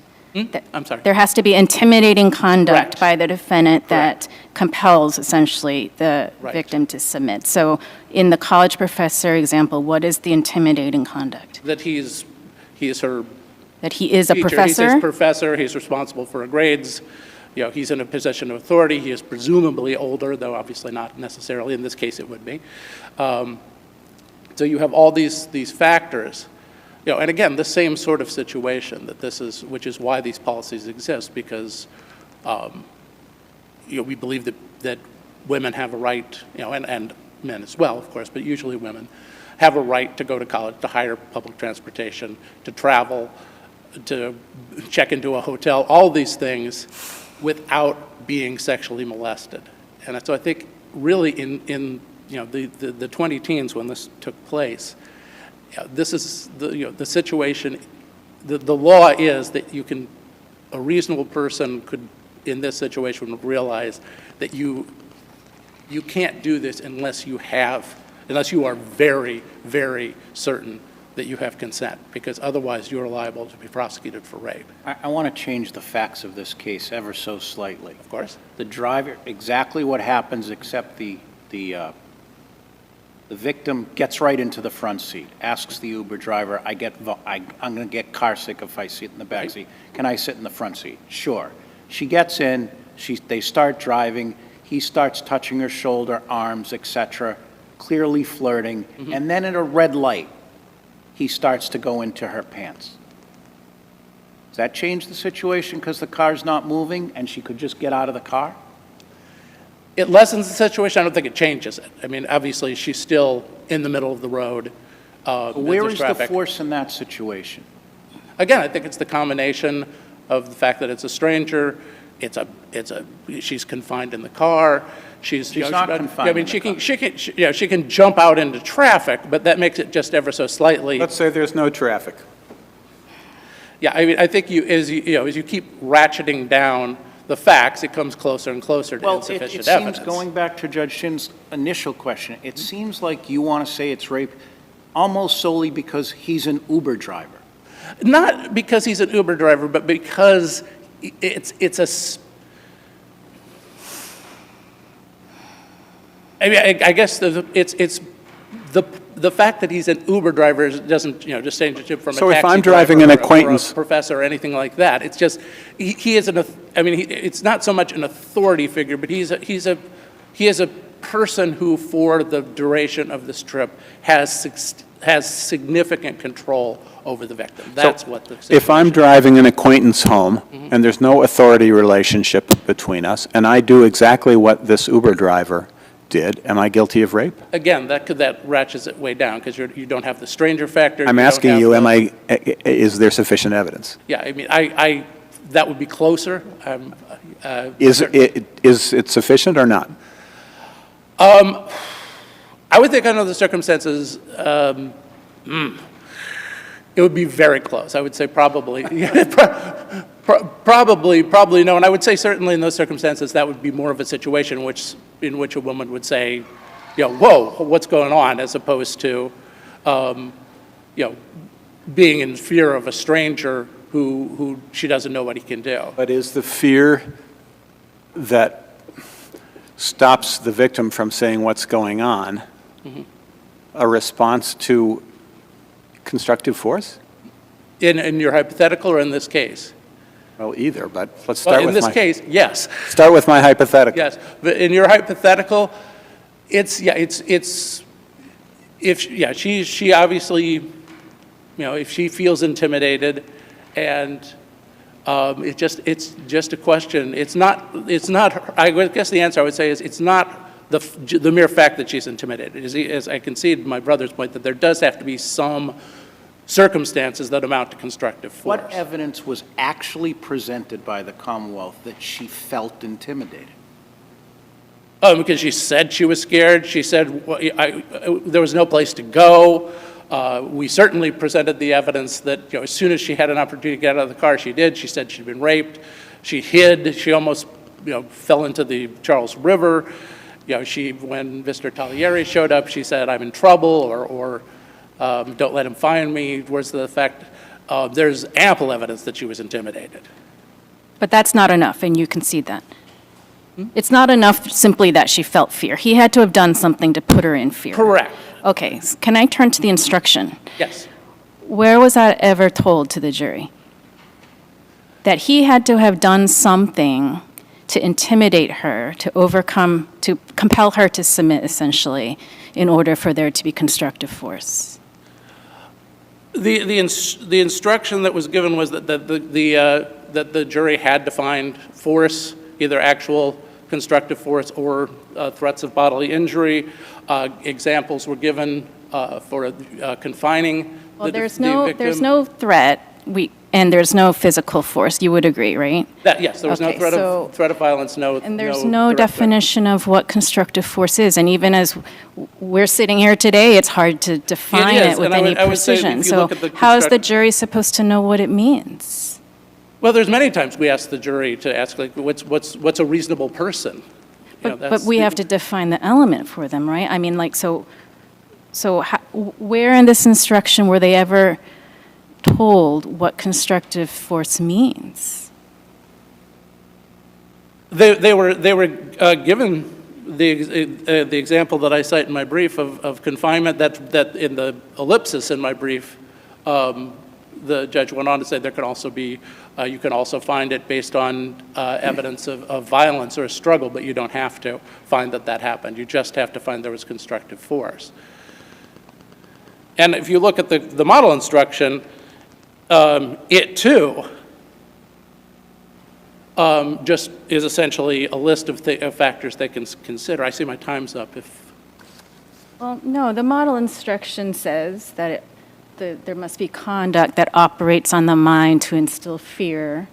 Well, again, it says there may be threatening words and gestures that operates on the mind to instill fear in order for the defendant to achieve this goal. But there must be proof that the complainant was afraid and that the complainant submitted to the defendant because his conduct intimidated her. So you do that instruction does say there has to be intimidating. Right, and there's nothing like that in the instruction that was given. And isn't there a risk that the jury might have taken the confine or restrain language and found that because she was in a confined space, he didn't lock the doors or anything, right? So isn't there a risk that they could have found that because she was confined in a car, that was enough? That would be. But that alone would not be enough, right? Just that she's enough. I mean, that she's in a car, that's enough? Yes, that he made this, that he used this force on her while she was trapped in the car. Yes, that would be sufficient. I don't think that what the law is extremely unclear on, and I could not find a case one way or the other, is what the defendant's state of mind regarding force has to be. And I don't think the giving of the model instruction would have changed. I think this is not a case in which the instruction wasn't given, as in Desiderio, which just came down last week, so much as the judge didn't use the language that the defendant requested, which is a whole other situation, and one in which the courts have consistently said the judge doesn't have to.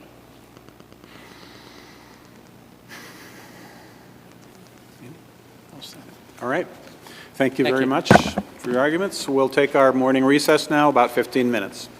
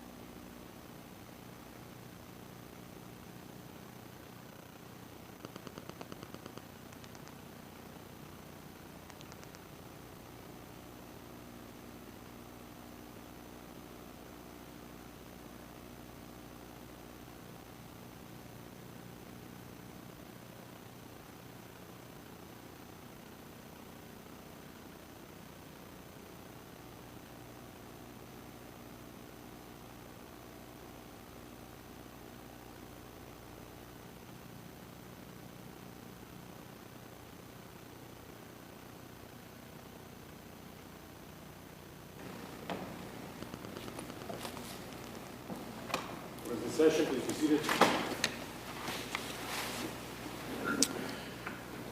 Good morning again. We are here for our fourth and fifth cases. The fourth case is 22P898, Department of Children and Families versus Mother and Others. I would remind the parties, I'm sure you are very familiar, the case is impounded. No names, please. Roles such as child, older brother, older sister, mother, whatever you need to do. I just want to make clear the appellees are splitting your time equally, and Tyler Carroll is first for the department. That's correct. Okay, thank you. All right, Mr. Penta. Good morning, Your Honors. It's Michael Penta, and I represent the appellant mother, and may it please the court. I do raise a number of issues of error in my brief, but I'd first like to start with the due process claim that presents an unusual but serious procedural due process hazard, which is twofold.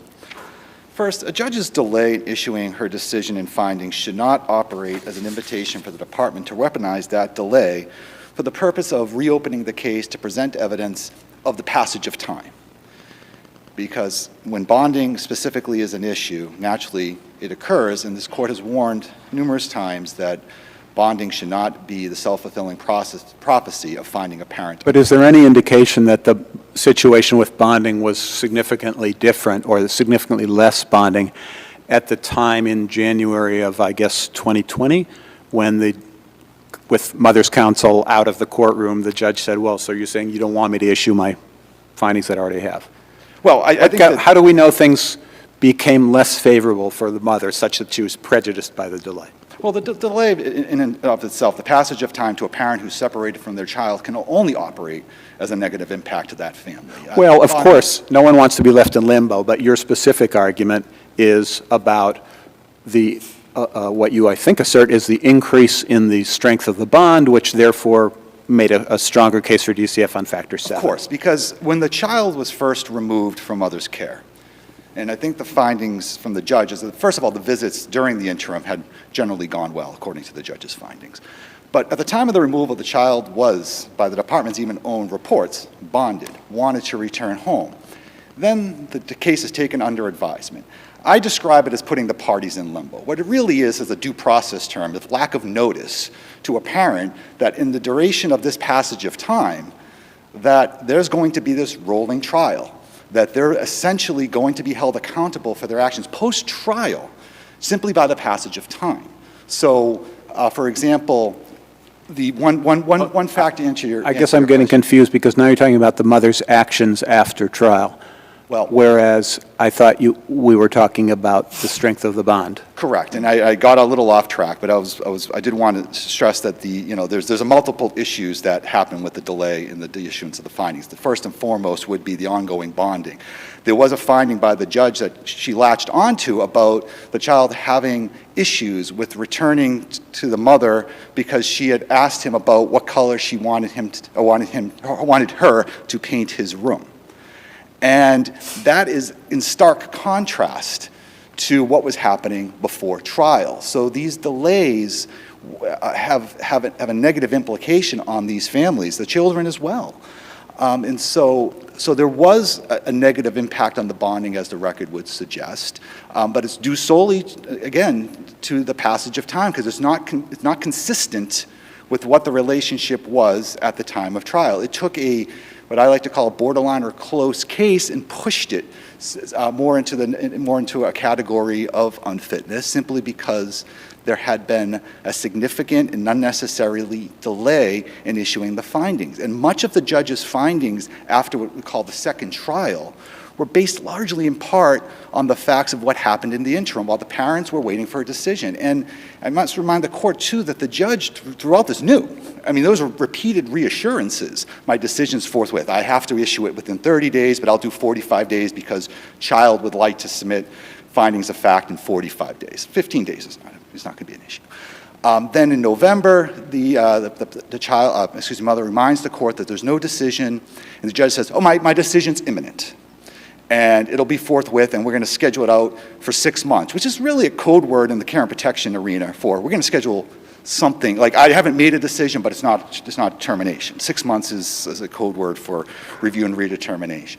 Then in a hearing, when they decide to reopen the evidence and mother's not in the courtroom, the judge says, I have my findings, but I'm not going to issue them because the department asked me not to. And that's a significant factor as well. Because before you get to that, counsel, and I know mom's trial counsel did ask about the findings, but was there any tantamount to an objection at any point about the timing to say, Judge, we object to you taking this long to make your findings? Was there anything like that? And I know it's a difficult strategic decision there, but I think there's a general and then there's a specific answer to that question. There's a general answer. There's a direct answer is no, there wasn't an objection on the record. But this court is not bound by whether or not there was an objection on the record, especially in due process claims, if justice is going to be, what's the operative word, is going to be defeated rather than promoted.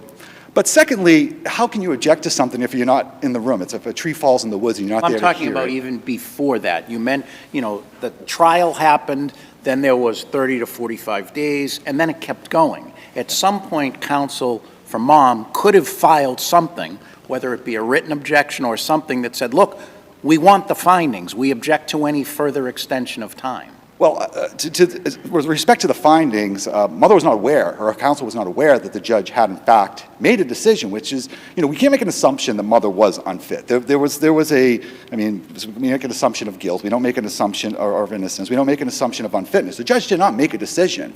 So it's reasonable for mother to conclude, for all the parties for that matter, to conclude that the decision is going to be coming imminently. The judge herself said it a couple of times. So to raise that the mother's counsel didn't file a motion, well, it was known to the judge. I mean, the purpose of an objection is to put the court on notice. The judge was well aware of the time standards to issue a decision. The delay was known to the judge. Correct. That's for sure. But it sounds to me like you're arguing prejudice not from the delay, but from the reopening of the evidence.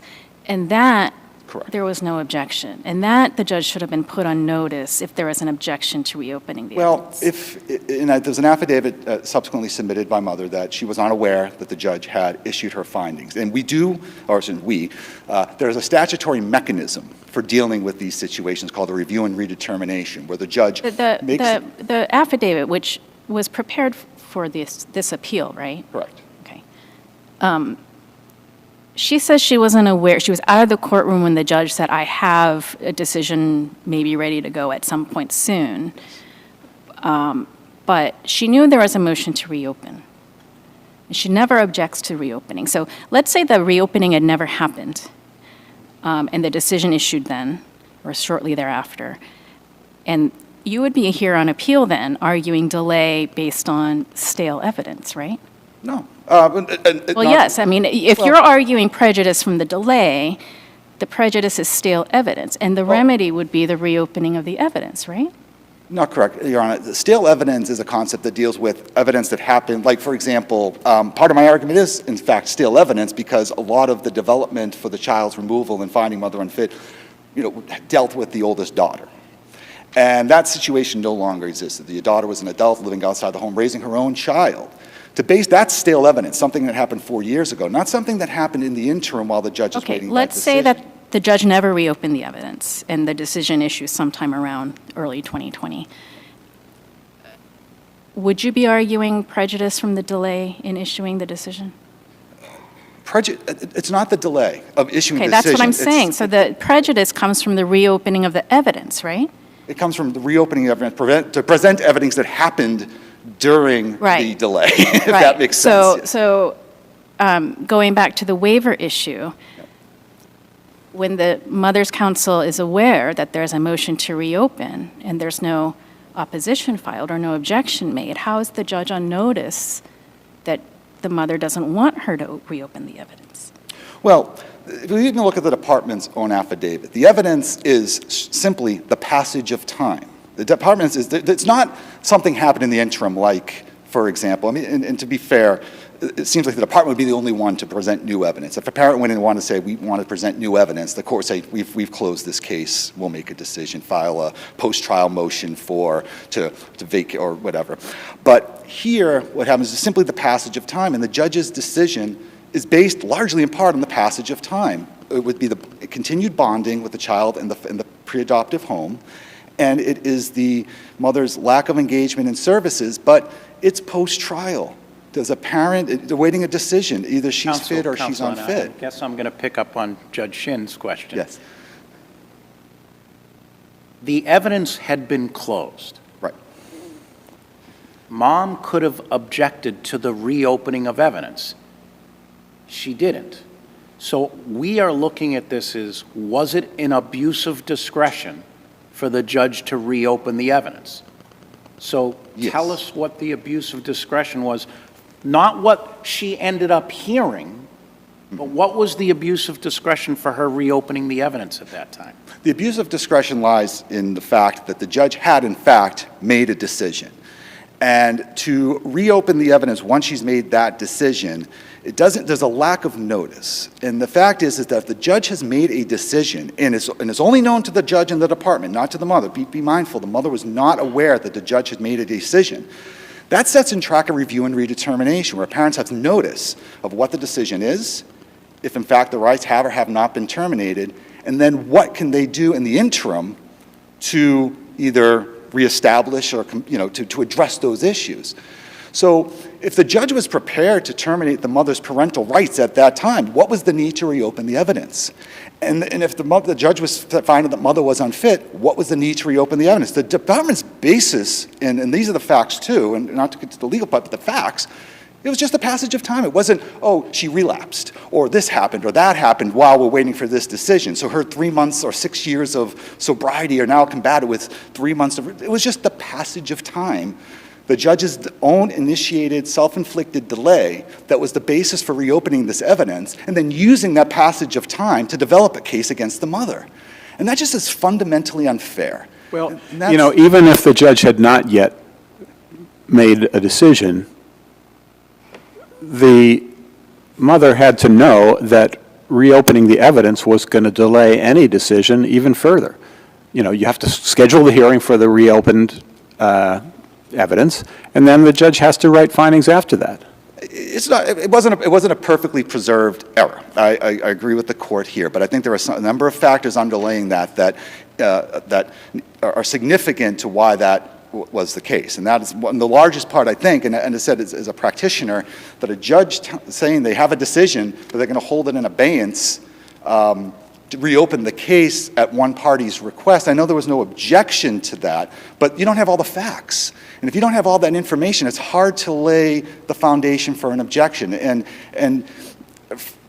I would hope to you to this court not to rely on the technical aspect of this, because this is, again, it presents a real due process argument, not just in this case, but other cases where the department can then reopen. These delays are not that uncommon. I think, Judge Chin, as you pointed to, is the issue of, the term's escaping me, stale evidence.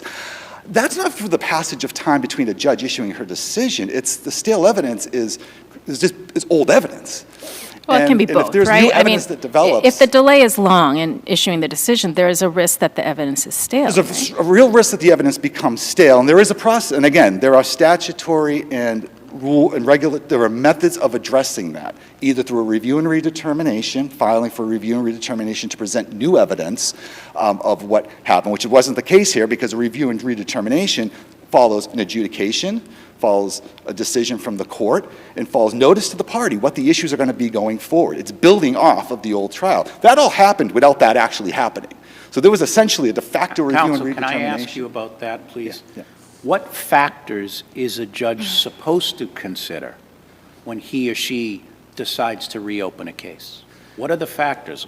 Again, going back to the abuse of discretion standard, what factors is a judge supposed to consider about whether he or she should open the evidence? I would submit to this court that the legislature had committed a reopening mechanism called the review and redetermination. Simply because a judge hasn't gotten around to issuing their decision shouldn't be a basis for reopening the evidence, because, again, it's not noticed. The parties are at a disadvantage because they lack notice that there's no decision. Does review and redetermination encompass the issue of unfitness? Well, a review and redetermination, I know I'm running low on time, but if the judge has already said mother's unfit, does the mother then get 6 months to try to correct? Well, so If the judge has terminated? So care and protection, the nuance of care and protection is oftentimes we're here before the court on a termination. But there are a number of millions of dispositional options at a judge's disposal, including, aside from a dismissal if the department fails to meet its burden, but also returning the child home with subject to conditions, or to a third party, or finding an unfitness but delaying a termination because the parent is making progress, or there may be a fundamental disagreement with what the issues between the department and the parent. So we'll test it. Then the parent's on notice, and then their ongoing actions at that time have consequences because they know what those consequences will be if they don't act. But if a parent's just sitting there twiddling, waiting for the judge to issue a decision, and those fundamental disagreements still exist, and the judge says, well, we'll reopen the evidence simply because of the passage of time, not new evidence, just has been a passage of time, and then weaponize that against the parent because they didn't do what the department wanted them to do in the beginning, it just seems fundamentally unfair to not only this parent, but parents going forward, that these delays are acceptable. Because they're not, because they do have ongoing consequences to the outcome of the case. Your time is up. I want to ask one more question about the prejudice. So let's assume that the delay did deepen the bond and that harm from severing that bond was a decisive factor. We're assuming this. So that's prejudice to the mom. But does that lead to an automatic reversal despite the significant harm to the child? To answer that question, it doesn't seem like a good answer here. Well, the answer is there was no, I would submit to the court, the judge didn't make the necessary findings. Okay, let's assume the judge had made the necessary findings.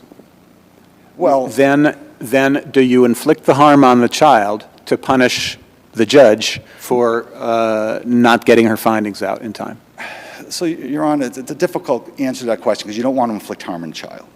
But you also want a process that's fair to the family because these are family rights. That's not child rights. I mean, a parent's right to their child is significant. It's probably, weighs, and as this court has said, it weighs even more on them than the loss of the deprivation of the rights by going to prison. So, time and time again, if this continues to endure, we're going to be answering the same question. Do we punish?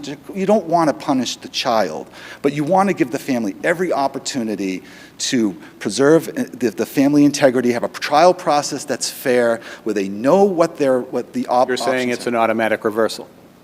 I'm saying this is structural. I'm saying that this presents such an egregious error, it's structural. Yes.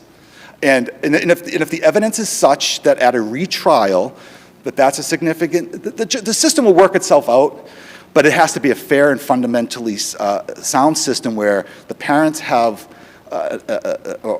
rights are also respected in this process and that the delays are not tolerated to this degree anymore. Because we talk about stale evidence, and we talk about all that. If we have fundamentally right decisions, we wouldn't be having to, I see I'm out of time, but thank you. Sorry for that last rambling part. Thank you. Ms. Carroll. Good morning, Your Honors, and may it please the Court. My name is Tyler Carroll on behalf of the Department of Children and Families. The main question before us today is whether the juvenile court erred in finding mother unfit to parent the child in this case, and that the child's best interests were to terminate the mother's parental rights, and as the record clearly shows, it did not. This is not a borderline case. As the record clearly shows, there is a long history of violence and abuse in the home that started with mother's physical violence against her daughter and progressed to include mother's physical violence of her eldest son. Counsel, if this is not an open and shut case, why did DCF move to reopen the evidence? So I believe that the department wanted to reopen the evidence due to, in part, the passage of time and to ensure that the court was working with current standards of whether or not the mother was unfit, and that was the right decision at that time to allow for current fitness to be presented to the court. But as I am currently mentioning, the record already showed by the close of the 2019 trial that there was ample evidence that mother was unfit to parent the child in this case. There was a long history of both physical violence and abuse. Additionally, the child in this instance was the victim of emotional abuse by mother as well. And while the child here may not have directly been the victim of physical violence by mother, it is clear that they were impacted by this chaotic environment. And the court does not need to wait for a child to be the victim of physical violence that other children in the home are experiencing in order to act. It is a strong finding in favor of a finding of unfitness of a parent if there is violence in the home. And under those circumstances, it was not clear error for the court to consider that in favor of a finding of unfitness. But beyond the physical abuse and the violence in the home, the record also shows that there was considerable evidence that mother's mental health issues were impacting her ability to effectively parent her children. A parent's mental disorder is relevant in determining parental fitness to the extent that it impacts their ability to assume parental responsibility. And here the record shows that there was evidence that mother's untreated mental health issues were doing just that, were impacting her ability to effectively parent her children. As previously mentioned, mother's mental health issues were causing her to behave in a violent and aggressive manner towards her children in the home. Beyond that, even after removal, mother's behavior was so inappropriate that her eldest son's residential program banned her from visiting him at the program's residence due to a finding that her behavior was an instigator in his poor behavior and that there was aggressive communications with the staff. The court itself observed after mother's testimony at the trial that her testimony and demeanor on the stand showed that she testified in a pressured and erratic manner, had grandiose assertions, and that it was plainly evident that she had an impaired mental condition. So since you're splitting your time, I want to ask DCF's position about bonding. Yes. You've said that there is strong evidence that there was a strong bond at the time of trial, or at least by January of 20 when the conversation occurred with the mother's counsel out of the courtroom. I looked at the sites. I don't see any evidence or finding about when a bond developed. Yes, so I think that the testimony at trial by, I believe her name, if I'm allowed to say the social worker's name, Yes, Jacqueline Paul, testified that she visited the home of the child and that the child was with his current paternal grandparents, and testified to the bonding that she witnessed. At the time of the... Well, she witnessed that they were getting along fine, but she didn't talk about bonding. She's not a bonding expert, and I think this implicates the point about where bonding is factor 7 is a decisive factor, not necessarily the decisive factor. There have to be those specific findings under Catherine, which I don't see here. I think that beyond the testimony of the social worker, there also was testimony, for example, that when the child was first removed, he only wanted to return to mother's custody if there was no more fighting, and that the child did not have difficulty separating from the mother at the end of their visits, and oftentimes wished that it was just him and his siblings at visits, which I think goes more towards the second finding of whether or not there would be a negative impact of a forced return for the child, given the child has a bond. But again, even if at the close of the 2019 trial, there wasn't sufficient evidence to find that bonding weighed in favor of finding of unfitness, I think taking the record as a whole, it was clear that there was clear and convincing evidence that mother generally was unfit to parent the child, and that this one factor was not decisive, as the court indicates. Catherine says if it's a decisive factor. Are you saying that the bonding and factor 7 and the harm that would inure to the child if he were removed from the paternal grandparents is not a decisive factor? I think that if memory serves, one of the conclusions of law that the court issued was that no one factor was decisive. Right. We see that in every single termination decision that comes up. No one factor, but what Catherine says is if it's a decisive factor, it doesn't have to be the decisive factor to trigger that requirement for specific findings. Right. It's hard to say whether or not that was a specific decisive factor, but I think that given the record here, there was so much other evidence that mother was unfit. Well, let's assume that it was a decisive factor. What do we do? Do we remand for additional findings under Catherine? Do we say you can't rely on that, and therefore we have to evaluate the evidence based on the other factors? I think given the additional testimony that occurred and the evidence that was entered when the evidence was reopened in July of 2020, it showed, for example, that when the child had a conversation with mother about returning to live with her, he had to require therapeutic intervention as he became distraught and expressed a fear of living with mother and not being able to stay with his paternal grandparents. There's evidence, but there weren't findings. I suppose that... Do we assume that the judge would have made the findings if what? If she'd been aware of the requirement? How do we deal with that? I think that given the evidence in the record, it's clear that there was clear and convincing evidence that the child was bonded to his current caretakers and that there would be a negative impact. And while there may not have been those specific findings, there were other findings of fact that did show that the child was bonded to his current caretakers, that there would be a negative impact of his forced return, and that mother was not able with her current mental health issues to be able to handle the impact that such a negative impact on the child would have if returned to her custody. And I think taken as a whole, those are sufficient findings here, and that does not change the kind of end decision of whether or not mother was fit to parent the child in this instance. I see that I'm out of time. If you know, when does the department provide funding for a service such as a parenting assessment?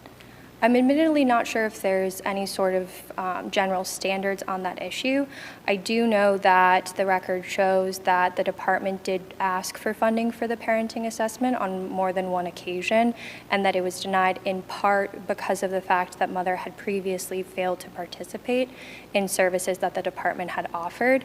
I do know that they, I believe, provided some other services, so I'm not sure if there's a general rule on that, though. What factors is a judge supposed to consider about whether allowing a motion to reopen evidence? I'm admittedly not sure of what specific factors, but I believe that it is adoption of RONA that says that you want to have findings that are based off of current fitness, and I think that that was what was motivating the department to urge a reopening of the evidence at that time, so that while there had already been evidence of mother's previous unfitness from the February 2019 trial, there could then be additional testimony in order to confirm mother's current unfitness at that time. Okay. Seeing no further questions, thank you.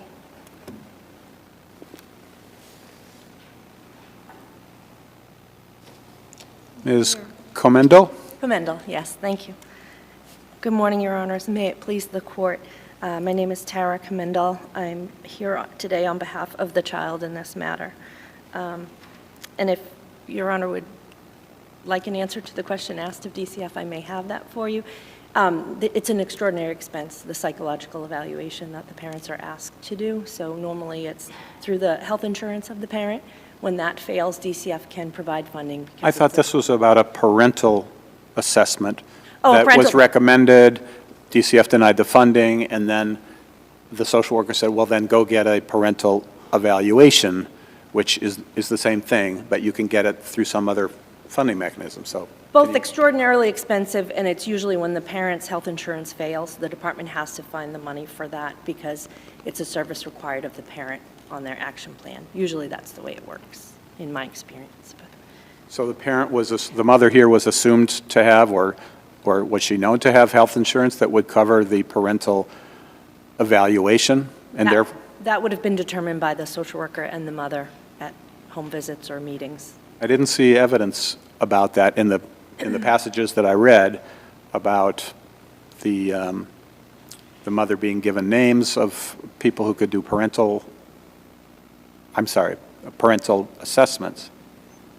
Or no, evaluations. Correct. I don't. That isn't clear in the record. It was a referral being made, but that's all that was in the record, Your Honor. So if a parent doesn't have insurance, can the department deny funding because the parent hasn't been participating in services in the past? In the evaluation itself. So if she failed to show up for the evaluation or failed to contact the evaluator, those types of failures, not a failure on your action plan of other tasks, just in relation to past requests for evaluations. Okay. The child in this matter would ask that you affirm the decree in all respects. Care and protection cases can have a preventive as well as remedial basis. Here, the significant physical abuse suffered by mother's older two children was inevitably heading towards this child. The judge didn't make any finding that physical abuse was likely, did she? Not likely, Your Honor, but she certainly indicated that there was emotional and verbal abuse of my client. Okay, so are we supposed to decide for ourselves that physical abuse of this child was likely in the future and therefore? I think the case law supports that past actions can be. Can be, yes, but isn't that a question of fact, and are we supposed to be deciding it? I'm saying the judge determined that in her findings, that that factor was part of, mother's past behavior was predictive of her future behavior in making her conclusions of law. What are your thoughts about the bonding issue and the absence of findings under Catherine? Your Honor, I was trying to re-review the findings as I was here. I think that what the judge did was incorporate the fear findings that my client was afraid of his mother and expressed fear to the social worker. So those findings are detailed just prior to the finding regarding bonding. But I would also suggest that these are Well, there might have, I mean, there may well have been harm, but Catherine requires more than that, that the judge has to make findings about what means to alleviate the harm were considered, why those means are inadequate, I'm meaning those means other than termination, and why the parents' lack of capacity, why the parents lack the capacity to implement those other means. Correct. I think she addressed the mother's underlying mental, I mean, not underlying, it was a major factor in the case, mother's untreated mental health. So I think given mother's untreated mental health and the findings related to those, I think those incorporated in the ultimate finding of that mother was incapable of supporting my client in any harm suffered.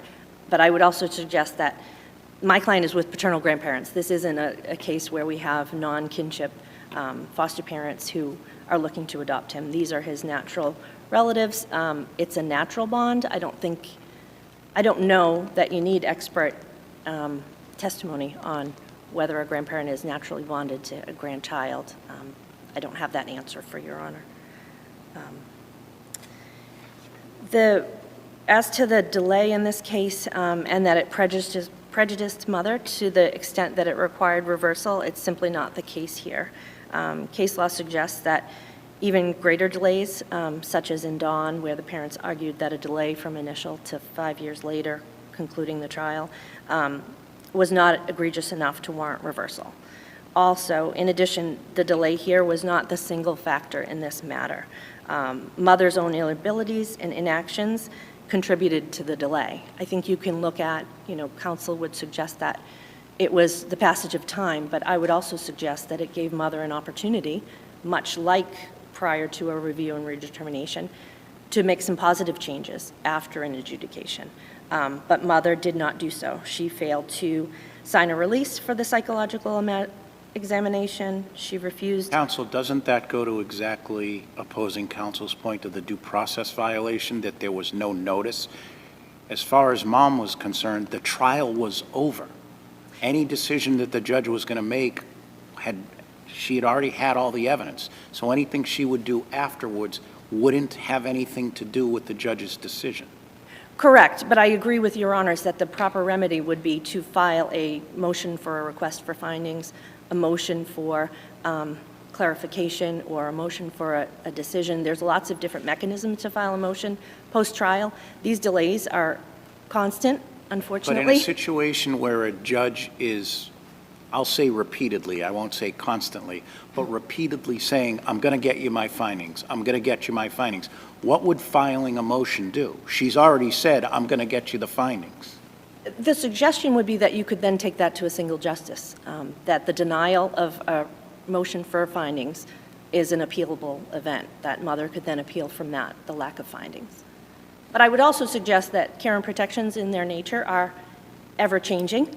They're not stagnant, so mother's condition at the last day of trial could change the following week with a positive drug test, could change the following week with participation in any of the services. Maybe you knew this was coming because I've asked him and I've asked her, and now I'm going to ask you based on that exact statement. Yes. What factors is a judge supposed to use to decide whether allowing a motion to reopen evidence? Based on what you just told me, one thing that mom does positively after the trial ends, she could file a motion to reopen the evidence. I wouldn't suggest a motion to reopen in that instance. I was talking about the statutory review and redetermination. So if you get a decision that terminates your parental rights, your review is appeal.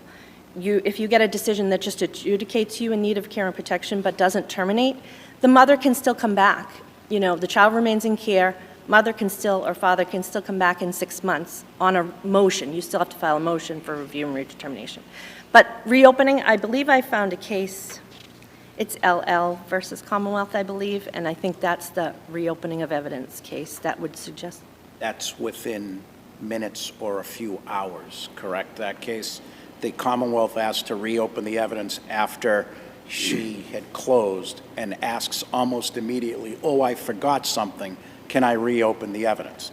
This is a little different than that, and I am trying to figure out, I'm from a world where once the evidence is closed, it's closed. So what, and we're looking at an abuse of discretion. What's a judge supposed to use to decide whether he or she will allow a reopening of evidence? And I really haven't gotten an answer. I understand that, and I equally would agree with you. I would certainly, you know, the rules of civil procedure generally apply to these cases, but I would look to other practices, you know, a criminal practice and what you measure to reopen.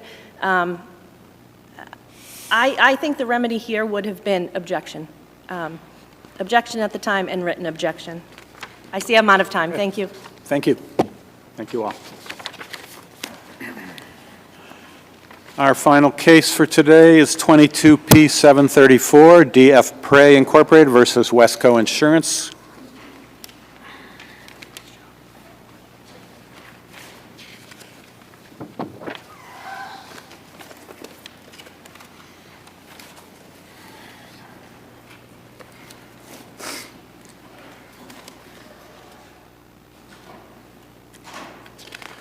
Mr. Briansky, and before we start and before the clock starts, I want to say, please, the next time you take an appeal on an insurance coverage case, include the policy in your record appendix and give us cites to it when you're talking about the policy provisions. It makes it very difficult to follow. I apologize, Your Honor. May it please the Court, Richard Briansky on behalf of DF Prey. This appeal involves a very limited and discrete due process challenge to the Court's entry of summary judgment on an issue raised sui sponte by the Court without notice. Sorry. So I'm not seeing Wesco really defend the judge's rationale. It's up to you to decide how to spend your time, but Wesco has raised some seemingly significant issues about personal jurisdiction and about coverage apart from whether Prey knew that the work was, you know, that Extreme wasn't doing a good job before Extreme failed to put these extra layers of drywall on. So maybe you want to address those issues. I appreciate that, Your Honor, and I'll get to those underlying, first, the personal jurisdiction issue, which I'll address. And Your Honor, we had suggested in the brief, and I'll reiterate here, that issue, we believe, was waived. It was raised on an issue for motion for summary judgment. I mean, strike that, on a motion to dismiss. But it was not raised thereafter. And in fact, what Wesco did through its actions, Why would it have to be raised thereafter? I mean, Wesco moved to dismiss on personal jurisdiction grounds. That was denied. Does Wesco have to keep banging its head against the wall at every subsequent motion in order to preserve that? No, Your Honor, but what I would suggest is the following. They did invoke the Court's jurisdiction by submitting counterclaims. Those counterclaims are purely declarations that are essentially defenses. A declaration that the grounds for which you claim coverage are not applicable. That's fair enough, Your Honor, but then they move for summary judgment, and when they move for summary judgment, they're asking the Court to make a determination as a matter of law on their particular claims. Again, they're invoking the Court's jurisdiction without raising the issue of personal jurisdiction. If there's not a waiver, that has to be. They did raise it. They raised it in their motion to dismiss. They did raise it in the motion to dismiss, but they didn't subsequently raise it on a motion for summary judgment. Why were they required to raise it again on summary judgment? Because they're actually asking the court to invoke jurisdiction to give them a judgment. Well, sorry. A judgment that would be no better than a dismissal for lack of jurisdiction. They're not asking the court for anything more favorable. Well, I guess that's fair enough, Your Honor, but if they don't invoke it, and they're asking, well, I guess I understand what you're saying, but to me, there was a real problem with the failure to raise that on a motion for summary judgment. And why wouldn't they raise it if it was a real issue? And instead, they're going to rely on this particular judgment. I can't imagine unless there are new facts that were developed through discovery, I don't see why they would have to raise the same argument that's already been denied on the motion to dismiss. When they're asking the court to basically invoke its jurisdiction to make a judgment in its favor? I mean, why wouldn't they rewrite? What are they supposed to? So their motion to dismiss is denied. They can't appeal that right away, right? That's correct. They have to wait for the judgment. I mean, what are they supposed to do? So they just keep re-raising the same argument every time they're filing something? Not re-raising it, Your Honor. I didn't make that suggestion. My suggestion was when you're moving for summary judgment, you're asking the court to make a determination as a matter of law, you're invoking the court's jurisdiction. And I think that's inherently inconsistent with claiming the court doesn't have personal jurisdiction, and I think there's an obligation to raise it. That's not repetitious. It's asking after the evidence has been completed and after discovery is completed for judgment as a matter of law, and it wasn't raised at all, and in fact, just the opposite. They asked the court to enter judgment. Isn't that asking the court to assume jurisdiction over them? Don't they want this judgment to be binding? And how is that not a waiver? How is that completely inconsistent with their argument that the court lacks jurisdiction over them? And I guess I go back to what is the prejudice of asserting it and to make sure that it's preserved for appeal? You've only raised it on a motion to dismiss. You know, there could have been subsequent reasons that they wanted the judgment. They want to waive it. I don't understand how that behavior, and I get what you're saying, they raised it initially, but I'm not saying they have to bang the court over the head either. What's that? Sorry, I didn't hear it because of the noise outside. Sorry. What did you just say? I was saying they don't have to bang the court over the head either. I don't understand how they can't raise it on a motion for summary judgment. So it would have been sufficient to drop a footnote in their motion saying, by the way, we press our personal jurisdiction argument, but nothing's changed. We think the court was wrong, but if the court's not inclined to revisit that, then please resolve our motion for summary judgment. Is that enough?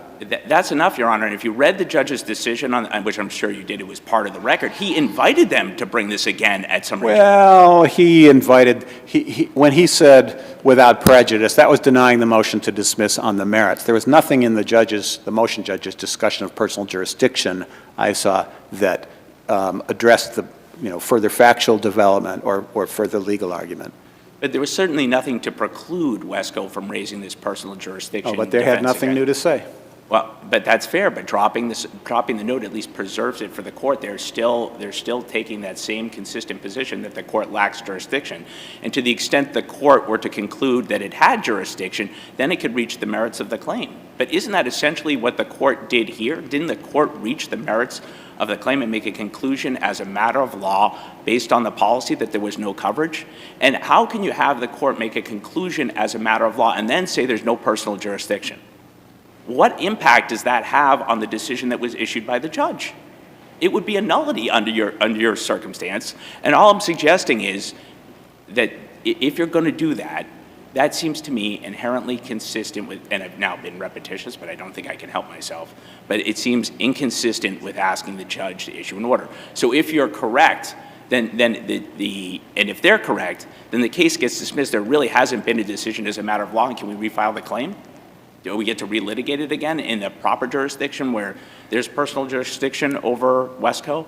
Don't you think they'd be satisfied now after we spent the Commonwealth's money litigating the case in this particular form and we got a decision on the merits, interpreting the plain language of the policy, that that's something that's going to be binding, that Wesco wants it to be binding?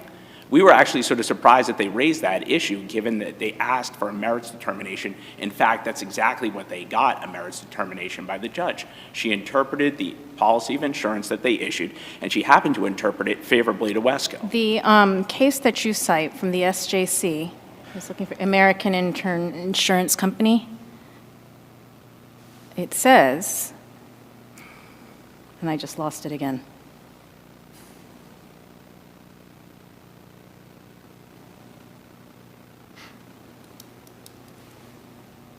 Parties who opt to raise such a defense, meaning lack of personal jurisdiction, in a responsive pleading may ensure its preservation by moving to dismiss pursuant to Rule 12b-2 within a reasonable time prior to substantially participating in discovery and litigating the merits of the case. Isn't that what happened here?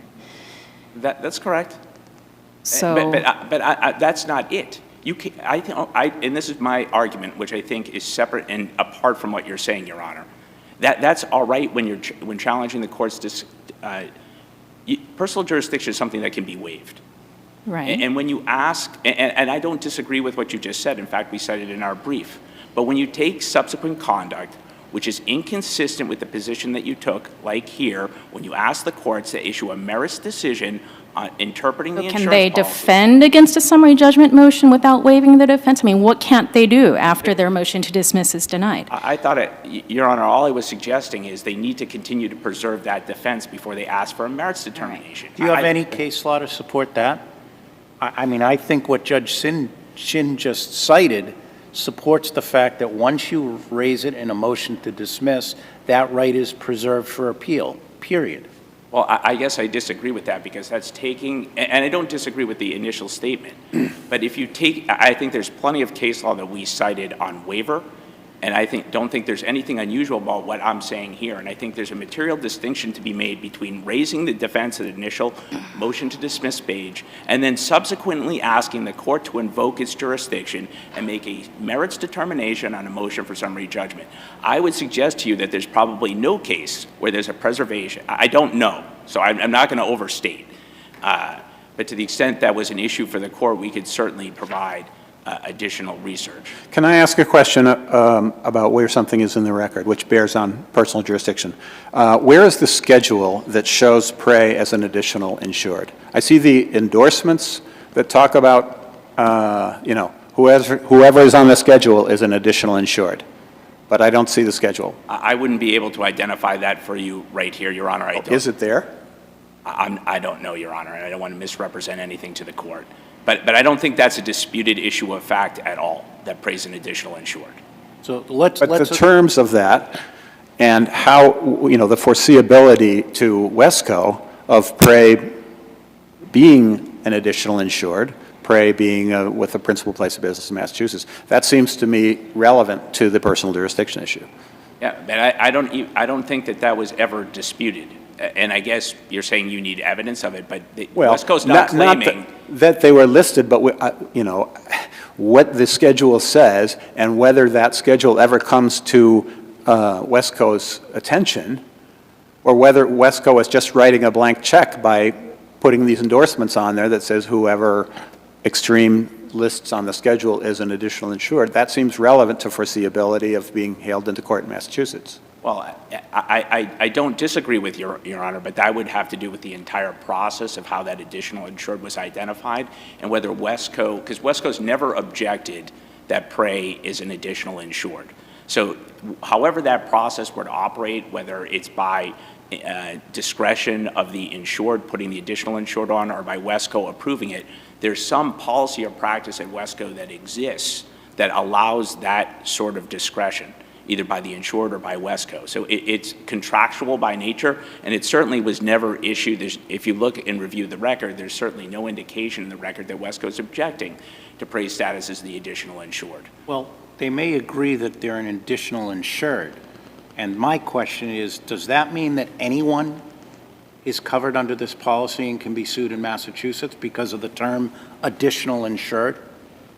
Does that mean anyone can be sued in Massachusetts? Yeah. I mean, the way I look at this, Your Honor, is that to the extent Wesco wanted to restrict jurisdiction, they were perfectly capable of doing that in their policy of insurance. I get that. And I'm asking you a pretty direct question. Right. Does that mean that anyone can be sued in Massachusetts because the policy says additional insured. If they're a Massachusetts resident, I think it's reasonably foreseeable, if that's a risk that you're covering, that they would be sued in Massachusetts, especially here where the underlying subcontract, which presumably was available to Wesco, had a venue provision which identified Massachusetts. And it's not like Wesco doesn't do business here. They have at least 100 agents. They do $30 million worth of business here. There's certainly that connection here. They file lawsuits here, which we identified, which the court relied upon in its ruling on the motion to dismiss. This certainly isn't a hardship, especially to an insurance company that essentially does work nationwide, that they'll be sued in a particular state where they have issued a policy to an additional insured.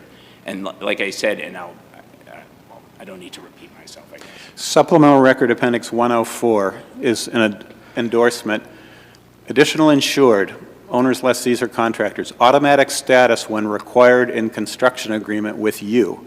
You, I suppose, meaning Prey in that circumstance. Does that endorsement apply here? I believe it does, Your Honor, but I don't have it in front of me, and I don't want to misrepresent anything, and I'm concerned about taking a position without looking at it, so I hadn't looked at that particular provision. Okay. Is there a majority rule on whether rip and tear damage is an occurrence? When you say majority rule, you're talking about states? Yes. I relied heavily on the Gray construction case, and one of the reasons, it's a 10th Circuit case, but one of the reasons I like that case and I felt it was particularly compelling is because the essential survey of the law that the 10th Circuit did before they made their conclusions and their reliance on the plain language of the policy. I think it was really compelling to me. Not only was it compelling to me, but the court cited it in its decision on summary judgment, and they indicated that there was a prevailing trend. I'm not quite sure they used the word majority decision, but they relied on the 1986 amendment to the policy, which takes an express exclusion. It recognizes the potential coverage for subcontractor claims, and they relied on that plain language to find that this type of damage would be anticipated, and it was an amendment from the prior. Well, you say this type of damage, and when I read the citations in your brief, it seems like those cases are talking about situations where the subcontractor's work itself causes damage to some other parts of the property. So for instance, faulty pipes cause water damage to some other part of the property. That's not what happened here. The Extreme's failure to install the 3 layers of drywall did not itself cause damage to any other part of the property, right? So do you have a case that rises in this factual context? I don't know if I have this particular factual context, but this type of rip and tear damage has been recognized, and we cited. No, but it's different. It's when it's a different situation where the work causes damage, say like water damage or foundation damage to the foundation, collapsed ceiling. Those are the cases that you're relying on. But the factual situation here is not that it caused damage, it's the cost to repair the faulty work. Well, that's not true. Okay. Well, let me just take that a step back. What the court found that I thought was particularly compelling and consistent with the argument we make is that this was potential to cause damage. Basically, did we have to wait for the fire to ignite? And to your point, had the fire ignited and this particular system didn't work as it was intended to, that would have caused the damage that you're talking about. And what we argued in the brief and what the judge accepted in her decision was that type of potential exposure would be covered under the policy. That is is there a case that talks about potential damage to other property? I think I got this from a case, but I can't tell you right now where I specifically cited to, but if you would like me to afterwards, I can certainly supplement it. Thank you. I want to ask one clarifying question. Wesco has talked about the exclusions, J6 and M in particular, both of which use the phrase, your work. And when we evaluate those exclusions and think about what your work there means, you're claiming, Prey is claiming here as an insured primarily, not as an additional insured, not because of Extreme's liability to you, but direct liability of the insurer, correct? I think they're both, so, and I would... They may be both in the case, but... Yeah, no, I just wanted to take a step back so I think I can properly answer your question. If you look at your work exclusion, it has a specific exception for subcontractor work. And that, when you apply that exception to those two exclusions, you'll find, at least it was my interpretation based on the policy, that they're really talking about the defective work, because that's what those business risk exclusions are intended to prevent, coverage for defective work, not coverage that we're seeking here for non-defective work that was required to be destroyed as a result of the defective work. So the exclusions in turn have specific exclusions for subcontractors. There is, and I'll identify it for you, Your Honor. It's, if you look at, bear with me one second, because I thought,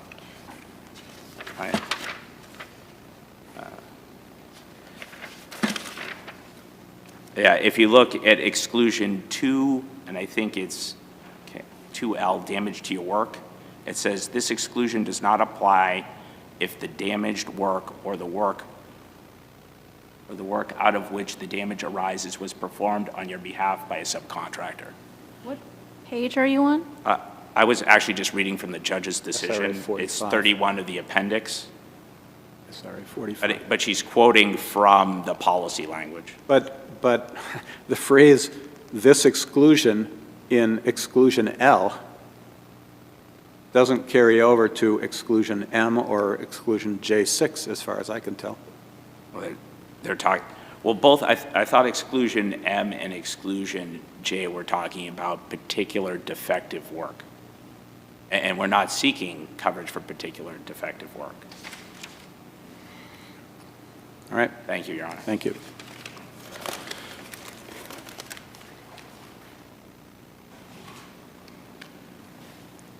Good afternoon, Your Honors. Mr. Court. Gershwire? Gershwire. Max Gershwire for Wesco. I wanted to address a couple of the questions that Your Honors had about aspects of the policy. Number one, there is no endorsement that specifically identifies prey as an additional insured. They qualify as an additional insured through the blanket additional insured endorsements that simply say that anyone who extreme is required by written contract to include on the policy qualifies as an additional insured, subject to certain limitations. So, therefore, it's the, is that the endorsement that I was asking counsel about? That's correct, Judge, if it's the one I was thinking of. Okay, so isn't Wesco then writing kind of a blank check to Extreme? Say, we'll insure, meaning we'll indemnify and defend anyone that you have entered into a contract with that we may not know about to be a sub for. It makes it foreseeable that anyone with whom prey, for whom prey is a subcontractor is someone to whom you're going to be required to indemnify and defend. And, you know, here we are in a general contractor in a neighboring state. How is that unforeseeable? Well, Judge, I would submit that the question of foreseeability is not dispositive. The question is not only whether it would be foreseeable, the question is whether the contact between Wesco and Massachusetts, whether the claim at issue arises out of that contact, whatever contact there may be. Are we talking about under the due process clause? Well, we can start with under the long-arm statute. I guess I'm confused about your argument under the long-arm statute. So it applies if you contract to insure any person located within the Commonwealth. Correct. Why doesn't that apply? Because Wesco did not contract with prey. It contracted with Extreme. It also says, if you read the whole subsection, contracting to insure any person within the Commonwealth at the time of contract. But if, so in other words, it's quite possible, for example, here or another circumstance, where you have well, first of all, prey was obviously not known to Wesco when the policy was issued, right? They're not identified on the policy. You can certainly have I would submit that the phrase at the time of contracting and contracted to insure any person refers to the actual insured to whom the policy is issued, not some party unknown to the insurer who may later qualify as an additional insured based on a contract that Extreme, the named insured, not Wesco, we're supposed to read the long-arm statute broadly, right? Yes, Your Honor, Okay. but I would still submit that the language indicates that it's the actual party or parties that the insurer is directly contracting with at the time of contracting to insure.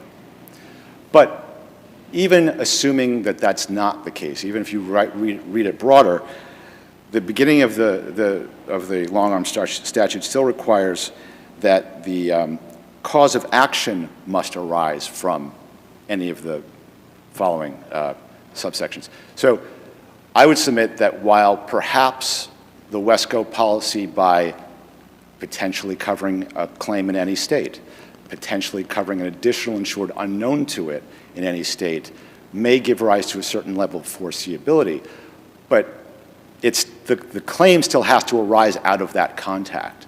When you have a claim like this one that does not arise out of an incident that occurs within the Commonwealth, it lacks the necessary connection between the foreseeability that you're speaking of and the actual cause of action at issue.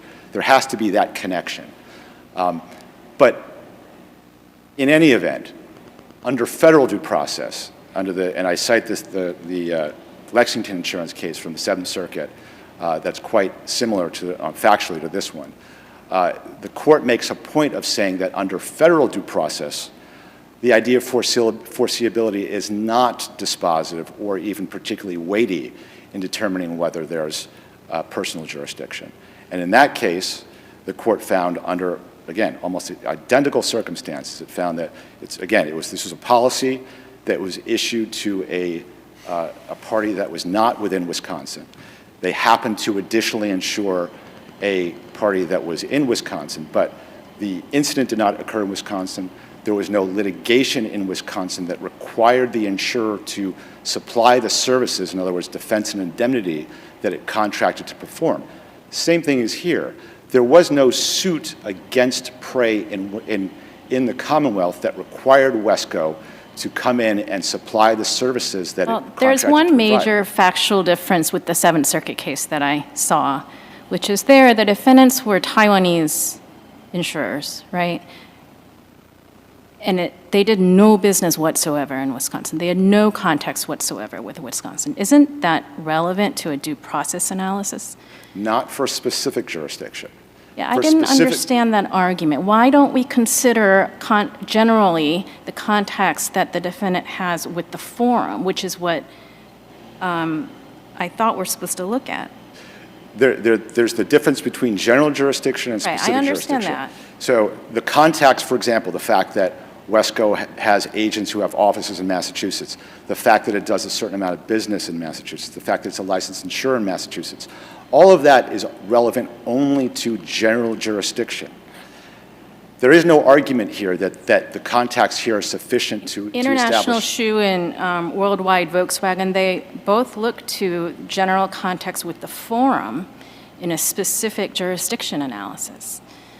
I didn't review those cases for this case. I probably don't remember it from law school well enough. But when it comes to specific jurisdiction, the key question in specific jurisdiction is, are the defendant's contacts with the forum, do they relate to the claim being made? Isn't that a separate factor under due process analysis? That goes to the nexus requirement. But aren't we talking, when we look at purposeful availment, don't we look at all of the contacts with the forum? I don't believe in the context of specific jurisdiction that's correct, Judge. It's only the contacts that relate to the specific claim. So if Wesco issues policies in Massachusetts to Massachusetts insureds, that would be relevant only if this was one of those policies. How is that separate from the nexus requirement? How would purposeful availment then be different from the requirement that there be a nexus between the context and the claim? They're related, I believe, Judge. There are different kinds of contacts that the judges look at depending upon whether you're arguing general or specific jurisdiction. For specific, it's only the contacts that relate to the claim at issue, not to those that are unrelated. Do you have a case that says that? The Seventh Circuit case that I cite talks about that. In fact, I think I quoted something to that effect in my brief from that case. I'd have to take a look at it, but.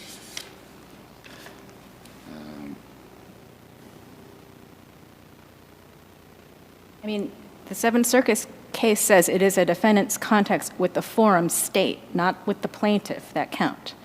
That's correct.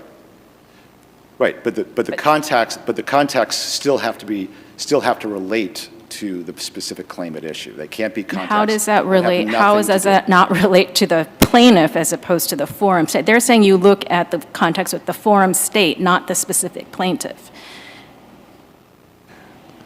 I think the issue in the Seventh Circuit case was that there were simply no contacts whatsoever with the forum state. I believe that the court looked at whether they looked specifically at the contacts in the context of the policy at issue. I don't believe that it had anything to do with the fact that, or at least with regard to specific jurisdiction, it had anything to do with the fact that, because the court keeps talking about how the insurer did not have any contact with the additional insured in the context of the claim, didn't receive any premium for this particular policy.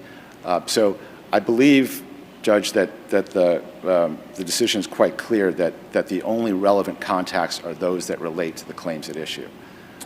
Can I ask a few questions about the merits? Sure. So, if we get there. So first of all, you don't seem to defend the particular rationale adopted by the motion judge. Is that correct? That's correct, Judge. Okay. I asked Prey this question. I'll ask you. Exclusions J6 and M use the phrase "your work." Yes. As we read those and think about D.F. Prey's work, I mean, your work is. Should we be thinking about Extreme's work there as well? In fact, Judge, you should only be thinking about Extreme's work. The words "you" and "your" are defined in the policy to refer only to the named insured, not to the additional insured. But your work is defined as you or anyone doing work on your behalf? Let me just find the definitions. Yes, Judge, but first you need to look at the definition of "you" and "your," which is on the first page of the commercial general liability form. It defines "you" and "your" to mean only the named insured, not an additional insured. So that is on page what of? I'll tell you in a second here.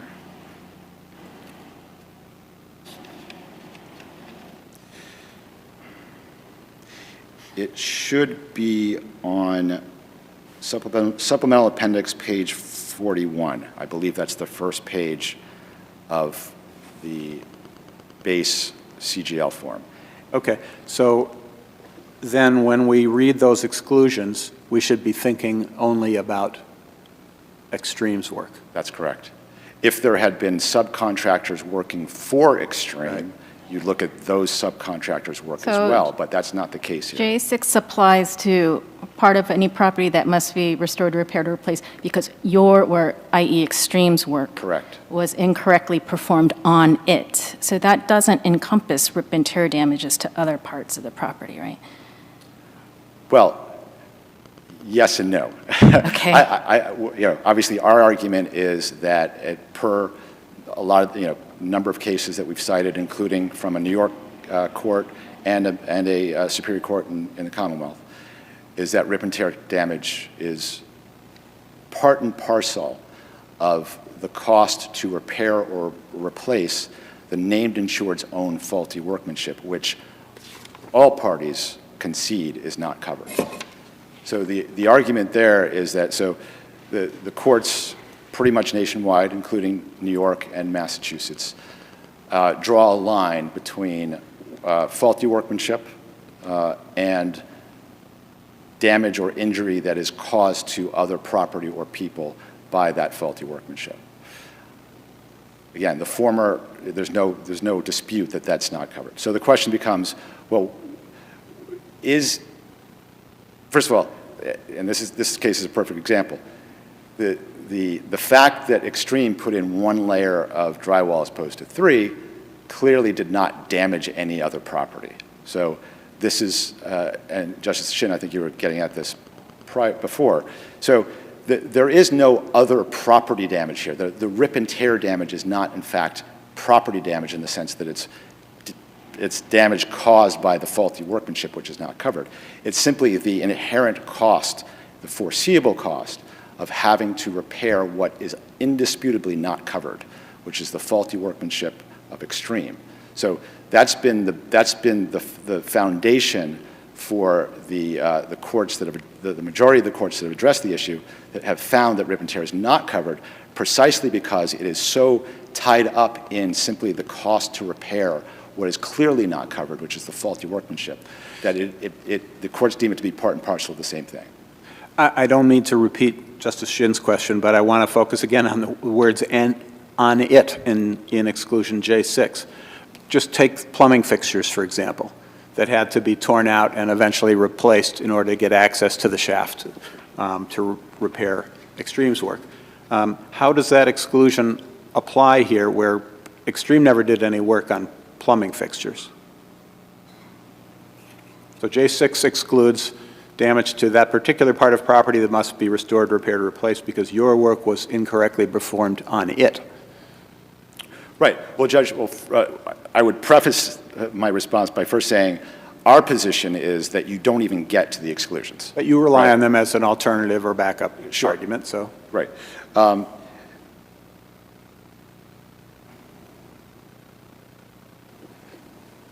Well, again, I mean, yes, the particular part here would not be the fixtures and anything else apart from the Extreme's own work.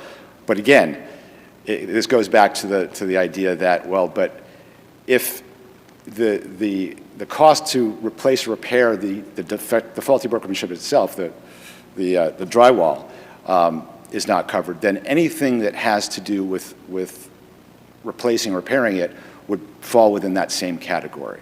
So, of course, I'm not saying that Extreme worked on that other property that you're referring to, but again, they're so inextricably entwined that the argument is that it all falls within the insured's own faulty workmanship, and of course that doesn't address the impaired property exclusion, which is another basis for our position that there's no coverage. So, sorry, I have just one more question. On the whether this qualifies as an occurrence, do you have a response to the argument that it could be potential property damage and is therefore covered as an occurrence? Yeah, there's no, the only cases that one might see that have to do with the potential for damage are ones where that it's imminent, that there's an imminent and direct possibility of damage to other property. I cite a case from New York, a New York Appellate Division case that stands for that proposition. So that's clearly not the case here.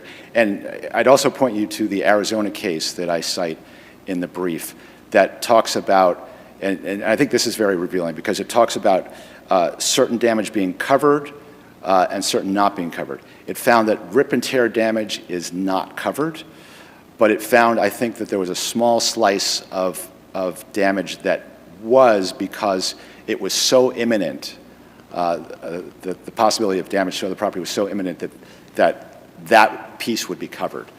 We don't have that here. The only potential for damage would be if at some point in time there was a fire that the absence of the extra drywall might have result in more damage. Clearly that was not an imminent situation, so that would not apply here. Okay. Anything further? Okay. I did have a bone to pick with Wesco's brief as well, which is that on page 13 you quote sections from the policy about who is an insured in two places, and you talk about only with respect to liability for bodily injury. And there's an ellipsis, and we have to go to the record appendix to see that the ellipsis refers to property damage, which is obviously the central issue here. I apologize, Judge. Try not to do it again. Thank you. All right, with that, I want to thanks to our court staff for